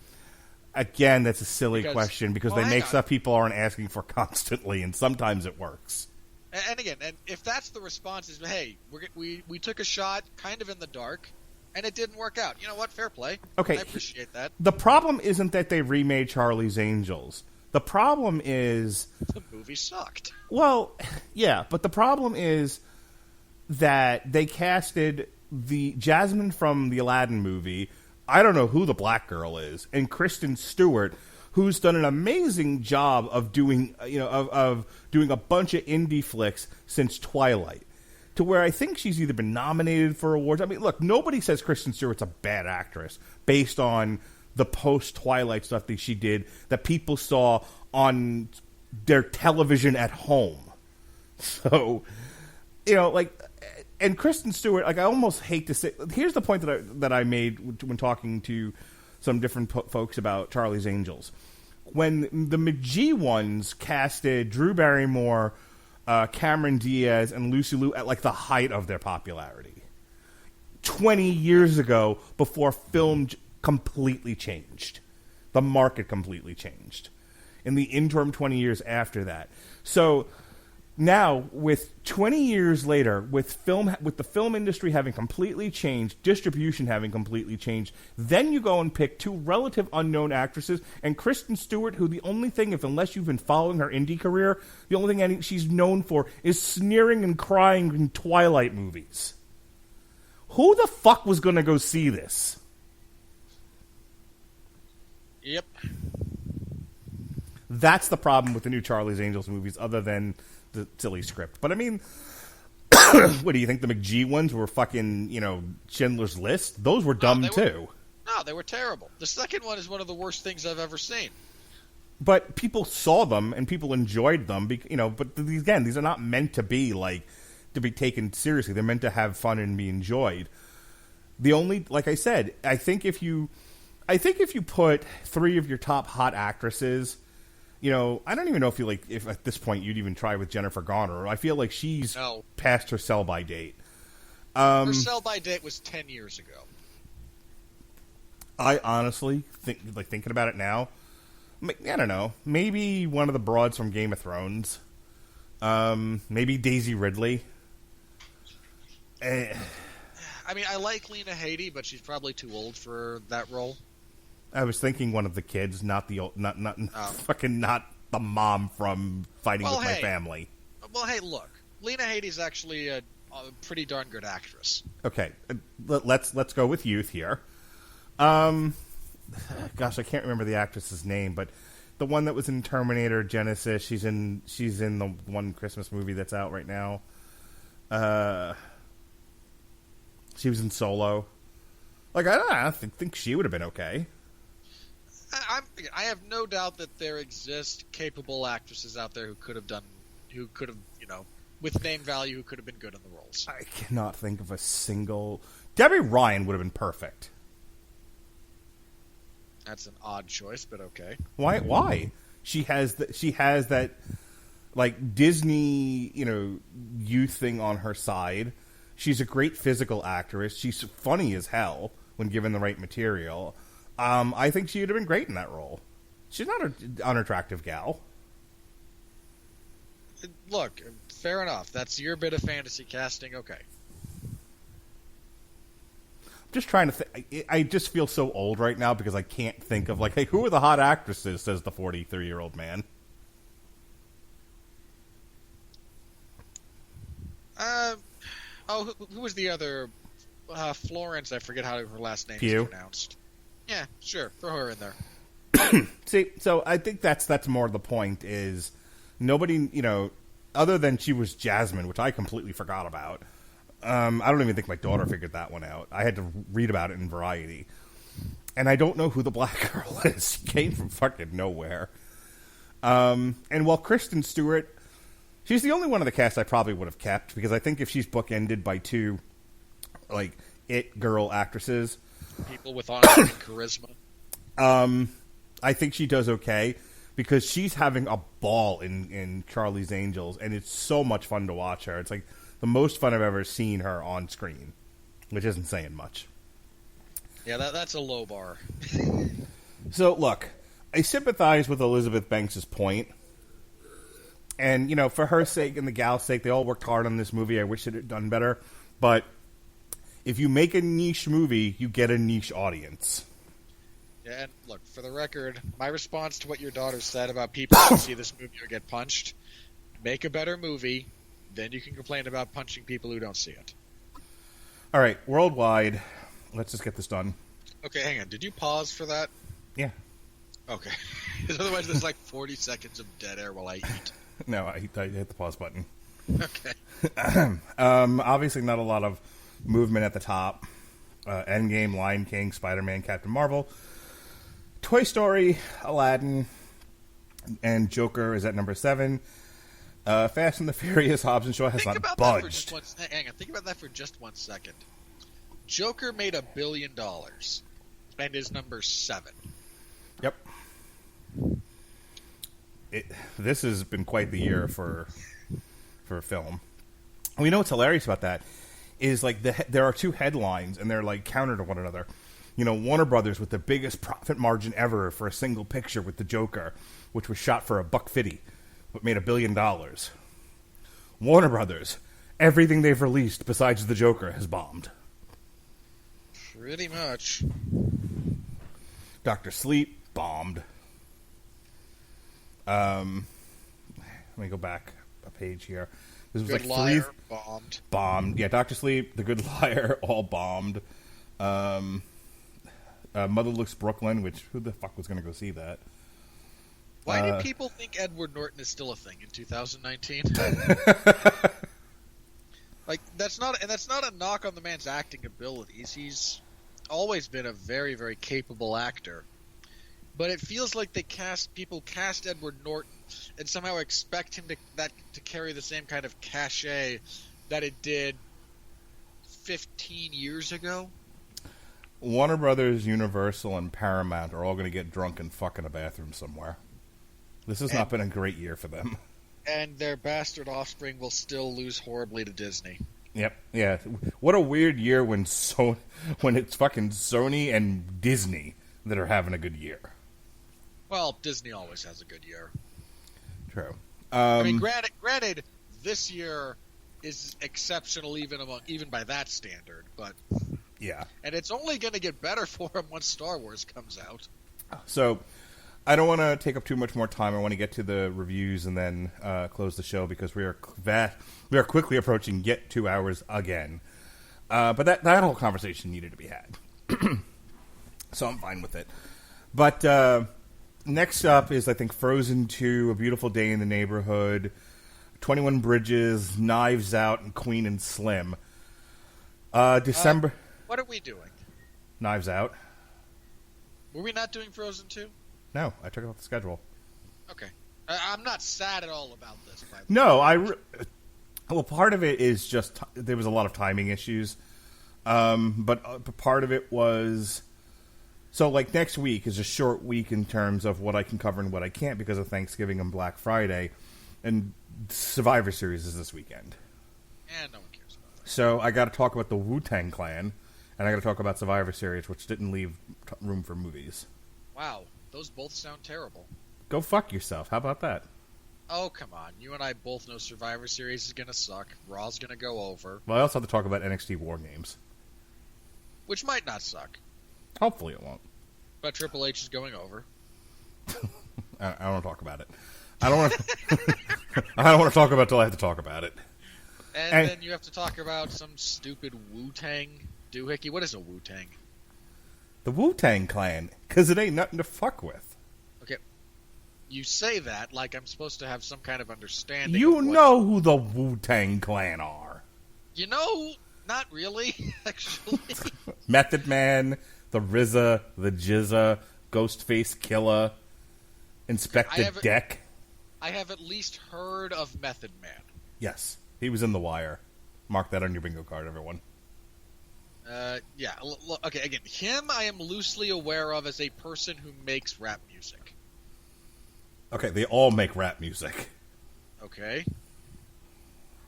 So what constitutes the clan element versus them just being individuals? They started out as they're like NWA, but from Staten Island. They are a super group of various rappers. I don't know what NWA is. Okay, well, it doesn't stand for National Wrestling Alliance. I knew that. That's why I said I don't know what it is. You really don't know what NWA was? They're like the Godfather. They're like the Godfathers of gangster rap. Wasn't there that stupid movie about them? Oh my God, you honky! All right, so the Wu-Tang Clan is an American hip hop group formed in the New York City borough of Staten Island in 1992, composed of rapper producer The RZA, rappers Jizza, Old Dirty Bastard. Come on, everyone knows who Old Dirty is. I have no idea who that is. Ugh. Method Man, Raekwon, Ghostface Killer, Inspector Deck, U-God, and Master Killer. Yeah, literally the only individual out of that entire series of pseudonyms you just threw at me that I've heard of was Method Man. Okay, well, they were a very influential rap group for a long period of time. Okay, actually, Showtime just did a documentary on them. And then Showtime will do a documentary about anything. Sure. And then, on top of which, they did this series on YouTube, which Jesse and I need to talk about, and then we're going to review the album. So there. Okay, look, I never said they weren't a thing. I said I didn't know what they were. Well, now you know. You want to watch the show, listen to the album, and join us for those podcasts? You're invited. Come join us talking about the Wu-Tang Clan. You do not want my opinion. Anyway, it is because of the Wu-Tang Clan in the Survivor Series weekend that there is no time at all for Frozen 2. Look, Frozen 1 was a terrible movie. You and I both are of that particular perspective. But, again, Frozen 2 is going to do... And I'm glad we're doing Knives Out. I'm looking forward to that. Yep. I told my wife I was going to go see it December 1st, so it's on my calendar. It's going to happen, short of catastrophe. All right. It's got to make $200 million to have been profitable at this point. It's at 50. What I was trying to get at with running through the movie calendar is with... Thanksgiving weekend is always a big weekend for people to go to the movies, get away from their family, stuff like that. I'm never allowed to because my family sucks. But I gotta spend time with my family. Blech. But normal people all go to, I saw Casino on a Thanksgiving night. It was the best night of my life. Love that movie. I will be sure to tell that story at one of your children's wedding. I hope you do. The best night of Mark's life was not the day you were born, was not the day you got married. It was seeing Casino in theaters on a Thanksgiving evening. Yep. I stand by that statement. Back in 1904.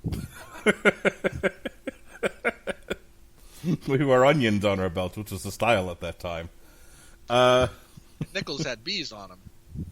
Give me five bees for a quarter, you'd say. Anywho, so I don't know how much competition A Beautiful Day in the Neighborhood, 21 Bridges, and Frozen are going to eat into this. Look, Frozen's going to run over everything. Sure. That's a family movie. A lot of families will go out and see it, but there's certainly going to be a lot of single people who are not going to bother and will need to go see something else. The problem is there's a lot of something else coming around the same time. Some of those people will see 21 Bridges. Some of those people will see Tom Hanks in A Beautiful Day in the Neighborhood. Some of those people will see Knives Out. Some of those people, I wish it were me, will be seeing Queen and Slim. So, and then Jumanji comes out, 2 weeks later. No one's seeing Queen and Slim. I'm seeing Queen and Slim. No, I'm not. Okay. I don't have time. My life sucks. I was just going to say, no, you're not. As soon as it becomes available to you on a more convenient on-demand schedule, that will be one of the first things you make time to watch when you can fit it in wherever you can fit it in. But I stayed up late Saturday night just to watch Dolomite Is My Name, so you're right. There will be some Saturday after boxing or wrestling where I'll be like, well, I'm not quite ready to go to bed. Hey, Queen and Slim. Yeah, like, I'm not saying you won't ever see it. You will not see it in theaters. No. My wife's like, why don't you just go on your day off? I'm like, because I have a podcast scheduled for every fucking day off I have. Ugh. Tell you what, if it's reviewing some other crappy movie, we can not do this, and you can just go see that. What?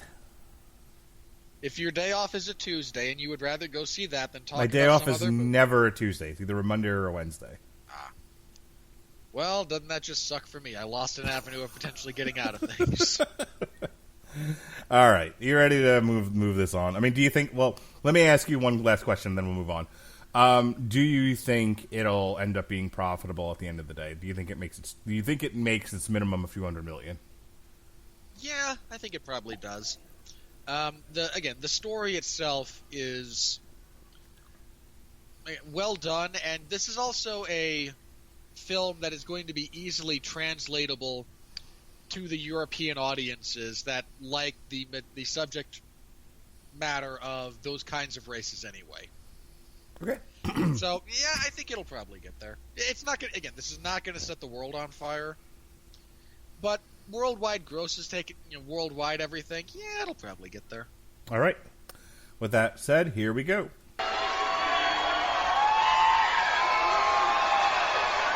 Are you ready? No!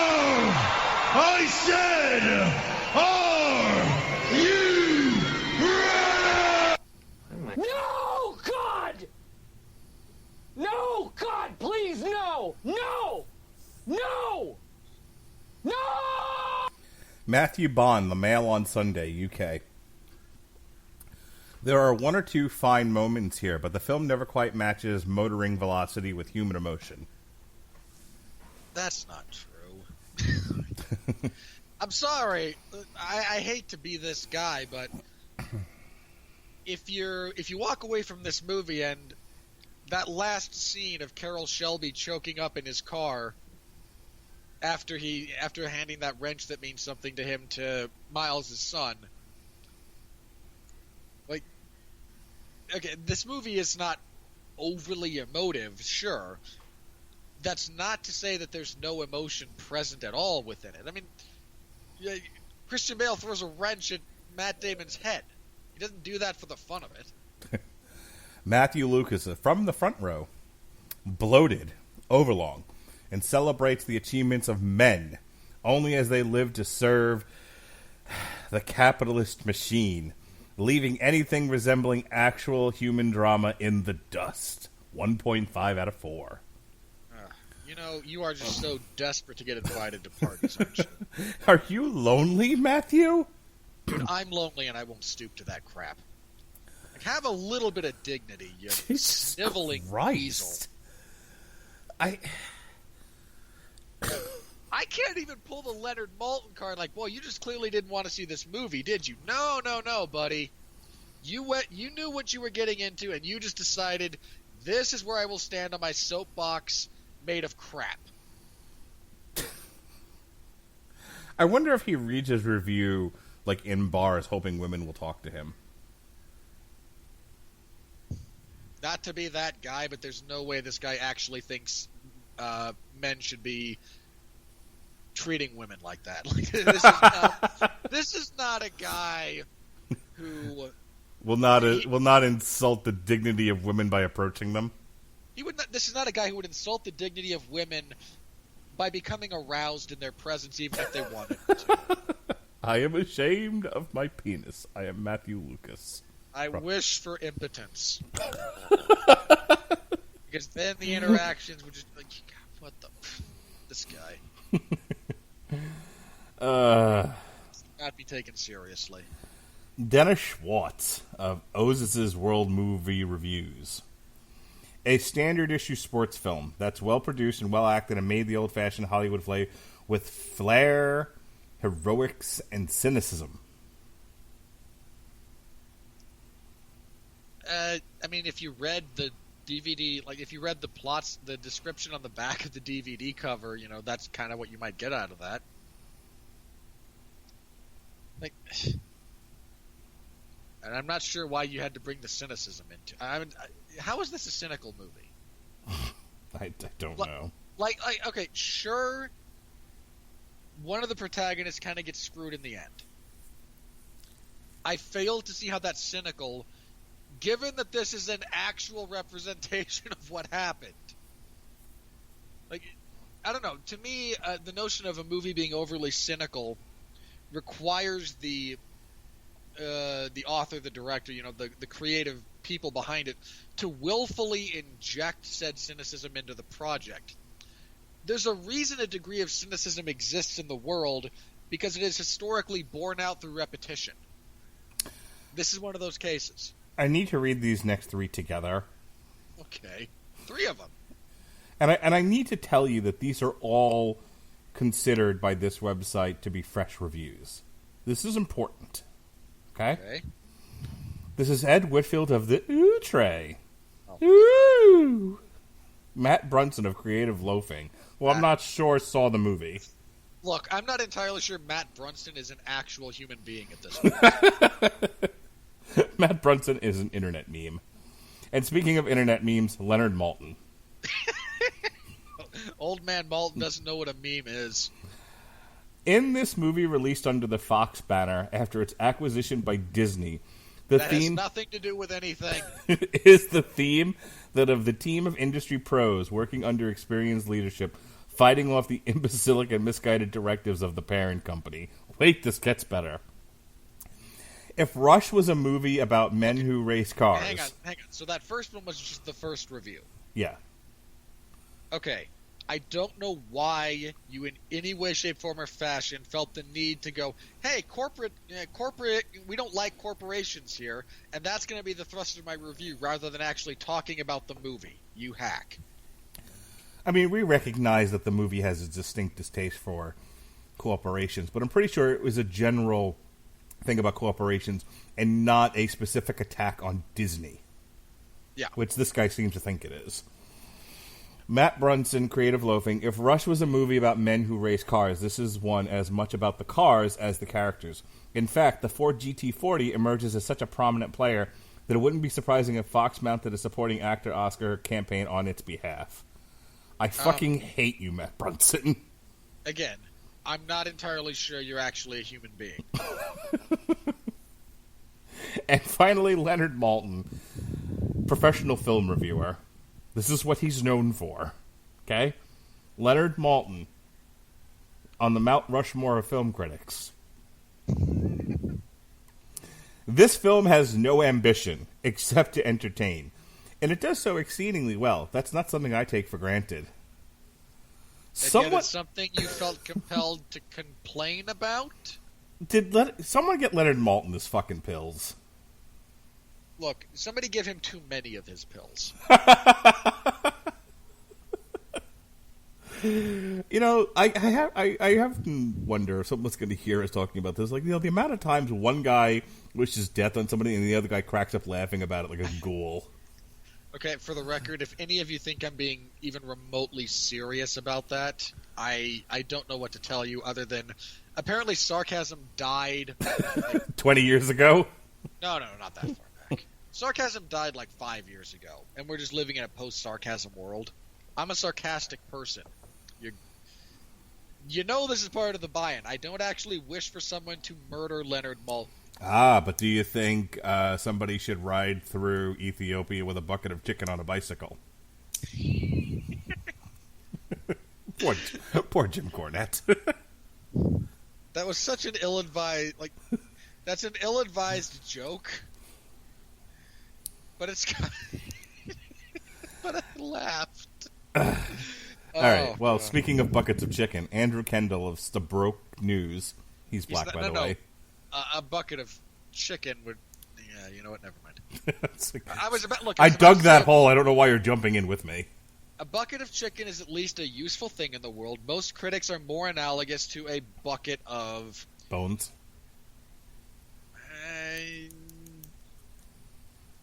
I'm trying to think of the most useless object I can. Let's move on. Talcum powder. Andrew Kendall of Stabroke Lesnar news. Ford versus Ferrari never delivers any real incisive look at its characters. I can't even finish this. What? What I love about this bit is that you and I spend the first hour or so on this podcast really getting into the characters, and especially this one. And this is what this guy, who gets to be on Rotten Tomatoes, came up with. When you can't even finish the blurb. Okay, yeah, I'm going with talcum powder because there is no substance to it. All right, let me get through this. Ford versus Ferrari never delivers any real incisive look at its characters' motivations, nor does it deliver the excitement of an adrenaline-intensifying racing sequences. Oh, shut up. We're left with something fairly mechanical instead. Dude, you either didn't actually see the movie or you were fucking high the whole time. Or both. Didn't see it and was high and wrote the review.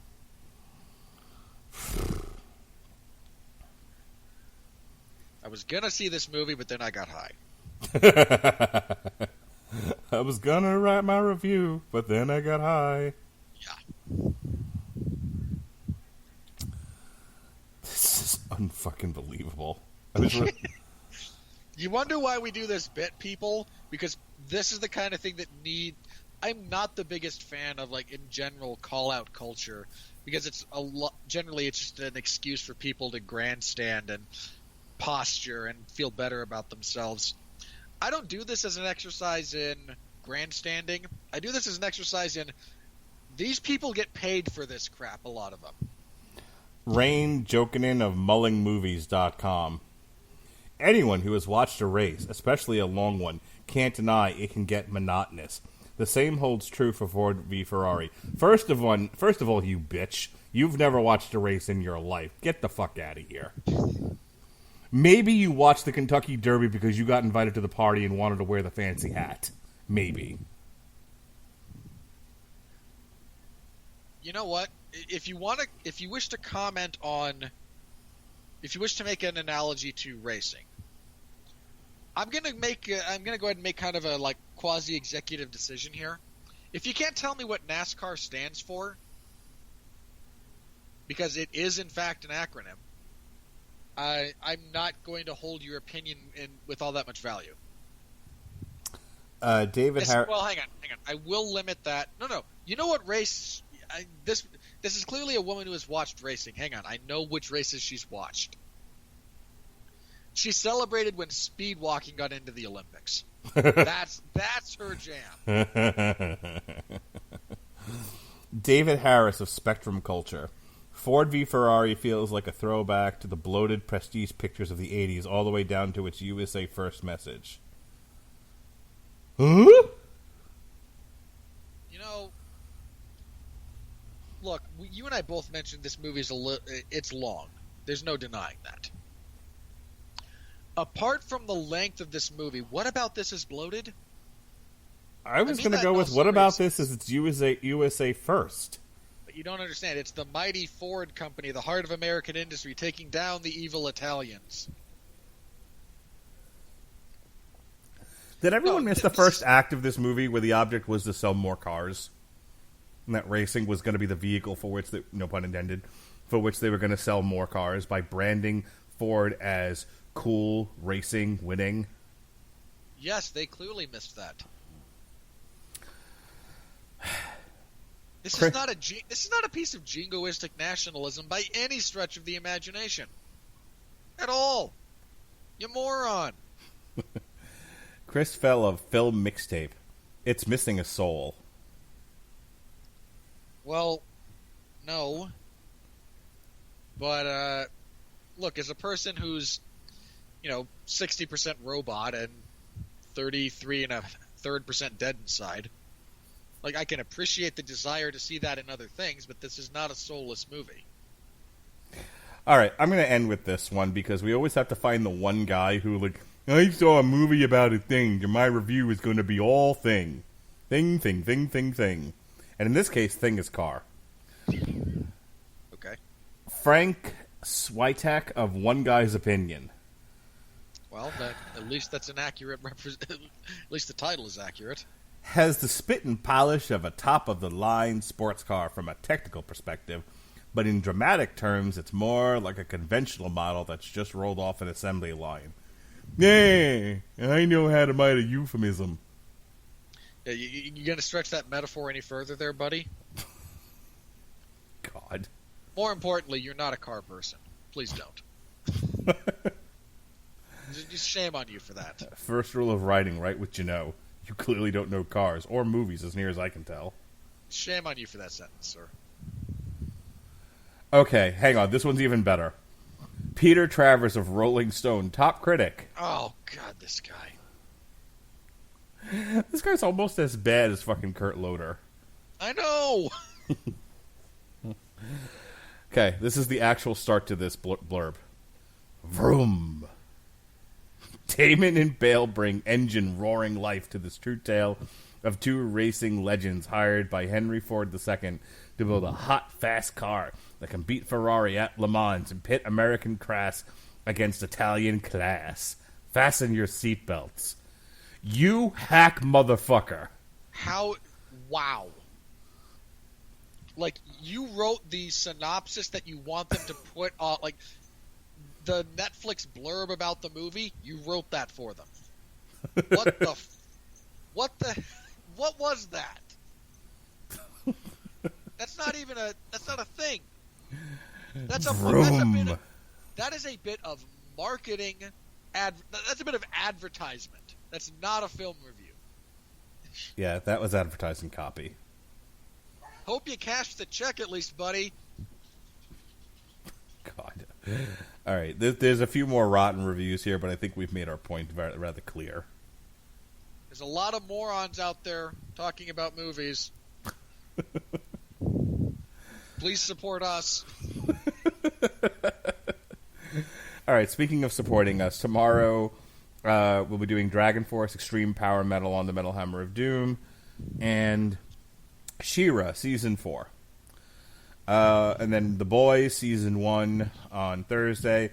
This Saturday night, myself and Robert Winfree will be bringing you coverage of Deontay Wilder versus Luis Ortiz 2.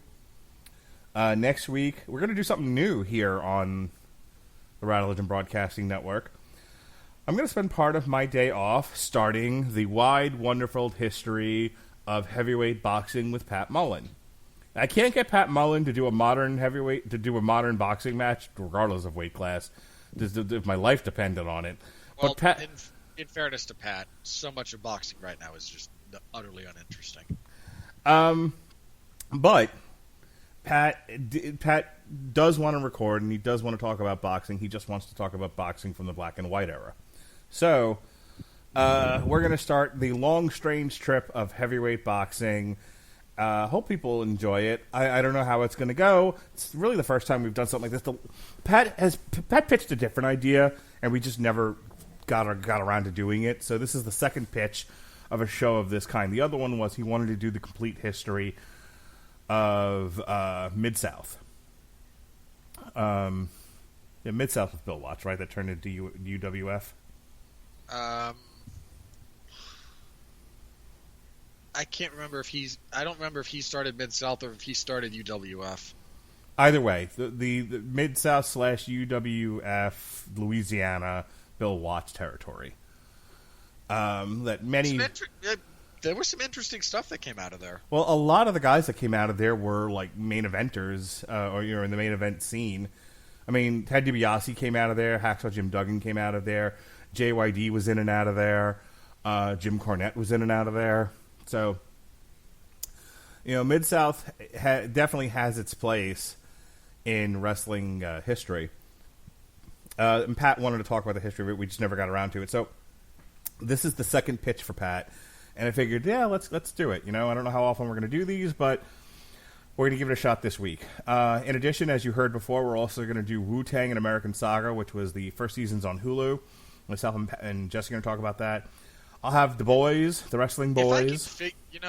I'm not going to watch that, but I just want to point out, I can't get Hulu to link up and log me in with my Disney Plus information, which is kind of annoying because I'm paying for it now. There's a whole thing you got to do. Does it involve calling them and talking to people? I don't think so. But Tuesday night, we'll be doing a TV party for the Survivor Series weekend, which encompasses NXT TakeOver War Games and Survivor Series. I think there's also a Ring of Honor card, but I'm not watching it. I've given up on that product. I tried. No, you didn't. You wanted to meme about Matt Taven. That's it. And finally, on the Metal Hammer of Doom, our pre-Thanksgiving turkey show, Wu-Tang Clan Enter the Wu-Tang 36 Chambers. We have a new member of the Radulich Broadcasting family. His name is John War from Boxing and Brews. We did... He's an associate, not really a member yet. Okay. He's an affiliate. Anyway, we tried him out in a boxing show. It went over great. He did a great job. That's Lee McGregor versus Cash Farouk. So that's up in the archives if people want to check that out. Really good boxing coverage. He did a great job. So hopefully he'll be back on the 30th. There's a couple of different boxing cards that day. There's Alexander Vesputin versus Radzab Butev on DAZN, which rhymes with calzone. There's Lerone Richards versus Lennox Clark on ESPN Plus, and Oscar Valdez versus Andre Gutierrez also on ESPN Plus. So we'll do one or more of those cards. Maybe Robert will join us. Maybe he won't. We'll see. I hesitate to say this publicly, but I do have Saturday the 23rd and Saturday the 30th off. Not the 23rd. You have Deontay Wilder Ortiz to do with me. Yeah, I'm gonna be in a coma. But no, but there's no UFC is what you're trying to say on the 30th. So I mean, if I can get John to do at least one of those, I may not bug you. Whatever. Again, kind of a whatever thing. Do you want to be included in the boxing? I don't know. Some of it will depend on which one it is. There's some look. I joke about boxing, but there's some. There have been some really good fights this year. Some really excellent fights. On like ones that you're like, oh, well, who's gonna watch that? And it turns out to be like the best fight of the weekend. Hang on, no. We both. I publicly said that Sean Porter and Errol Spence was likely to be a barn burner, and that it was that and a bag of chips. December 2nd, we've got Teen Titans by Jeff John, the first 12 issues. Knives Out, Rings of Saturn, Get 'em, Lady and the Tramp. Myself and Alexis Handel will cover that. And then a TV party for Teen Titans Season 2. And then on Saturday, December 7th, myself and Robert Winfree will be doing coverage for Fight Night, Overeem versus Rosenstruck. Hold on, are we actually doing coverage for that? I have it listed, yes. All right. I just wasn't aware that was something we were doing. I'm not. If I didn't want to do it, I'd just say no. I'm not doing it. Okay. Oh, you're gonna be covering it. So what difference does it make? I mean, I figured you only got to pull the "I just want to be left alone to enjoy my glorious violence" when Bobby Knuckles fights. Look, I can pull that whenever I want. Okay. I'm not going to in this instance. I just had kind of forgotten that we were going to podcast on that one. It's fine. Okay. Fair enough. All right. That's it for now. I don't want to keep reading calendar stuff because inevitably things get canceled. So I'm done talking now. All right. As for myself, this last Sunday, I'm usually the host of the 411 Ground and Pound MMA podcast. Short episode last Sunday. We just talked about the UFC event that sucked. Not a good event. Those last two fights were just sad. Like Shogun and Paul Craig was just a sad, sad fight. But we go through the results. We talk about some of the fights. We talk about news. So if you're into MMA, then give us a listen. Always appreciated. Since there is no show this Sunday, there is nothing to preview or review or... No real major news as of yet has broken. Ben Askren retired, but I feel comfortable folding that into just, for a couple of weeks from now. So instead, I'm going to try something new, and I don't actually have a name for what this might be.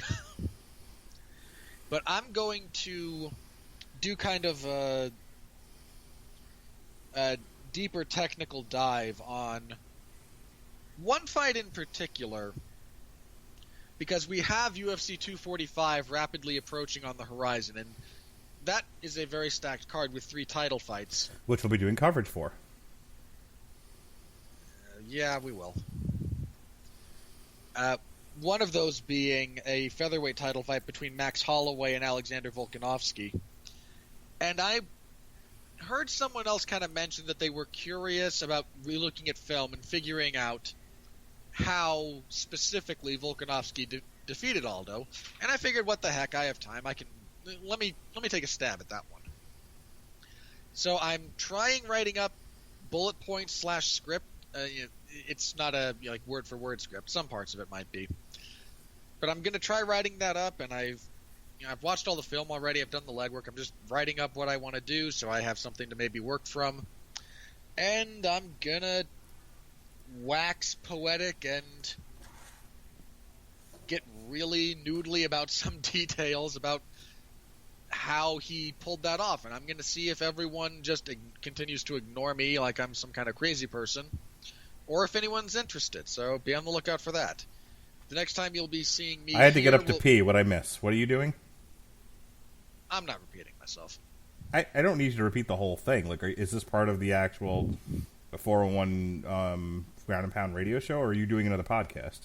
No, it's going to be... I'm going to release it under those auspices. It's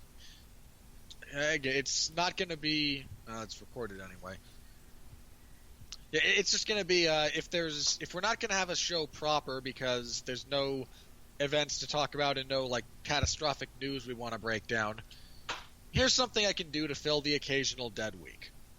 And maybe if people are interested in it going forward, I can release it on occasion as the need arises at other. There's no mandate that says that thing has to be done on Sunday. If I want to record something extra and release it in the middle of the week, I can. So I'm going to see how people respond to this one, and we'll see how that goes. You can do what you want to. You can leave your friends behind. But your friends don't dance, and if they don't dance, then they're no friends of mine. Well, I don't really dance either, so... Of course you don't. Fucking course you don't. I do so deeply, deeply enjoy those moments when you assume I'm a normal human. Cause your mama don't dance and your daddy don't rock and roll. And now we go. Now that's a song I grew up with. Yes. All right, folks. We failed in our mission, but that's okay. We had a fun conversation. Listen, we're only a little over 2 hours. We would have finished 20 minutes ago, but damn you, Elizabeth Banks, you needed both prosecution and defense. Prosecution and defense. And I needed to tell the story of how my daughter wants to punch people who didn't see Charlie's Angels. Because she's adorable. Your daughter is welcome to try to punch me in the face. I can't wait till she goes to college and tells me about her women's studies class. And I have to choke on my words of, why are you wasting my money on this useless horseshit class? No. You just make it abundantly clear to her. You can study whatever you want. Here's what I will subsidize. Hey, why did only half my tuition get paid for? Because you're taking bullshit, that's why. Because I told you I'm not subsidizing women's studies, lesbian dance theory, or your art history. All of which in her current things that she enjoys are something she's likely to take, by the way. You just hope that they grow out of these phases. You really do. All right, folks. It's enough hooting and hollering and lollygagging about. Thank you for joining us for Damn You Hollywood. We'll see you in 2 weeks. Be well, be safe, and behave.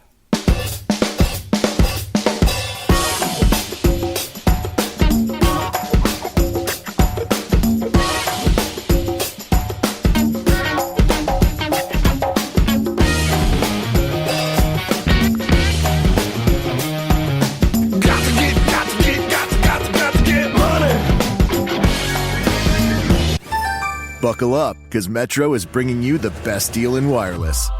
Switch to Metro and get your choice of 2 awesome free phones from top brands like Samsung and LG with huge HD screens and tons of memory for all your pics and videos. So hurry into Metro and get your awesome free phones only at Metro. Plus sales tax and activation fee. Requires porting of eligible number not currently active on T-Mobile network or active on Metro in past 90 days. Limit 4 per account or household. Restrictions apply. See store for details and terms and conditions. Is your cell phone bill out of control? Then this is your wake-up call. The new TracFone Wireless gives you unlimited talk and text starting at $20 a month, no contract, plus unlimited carryover data with active service. Yep, the new TracFone Wireless. Now you're in control. See terms and conditions at TracFone.com.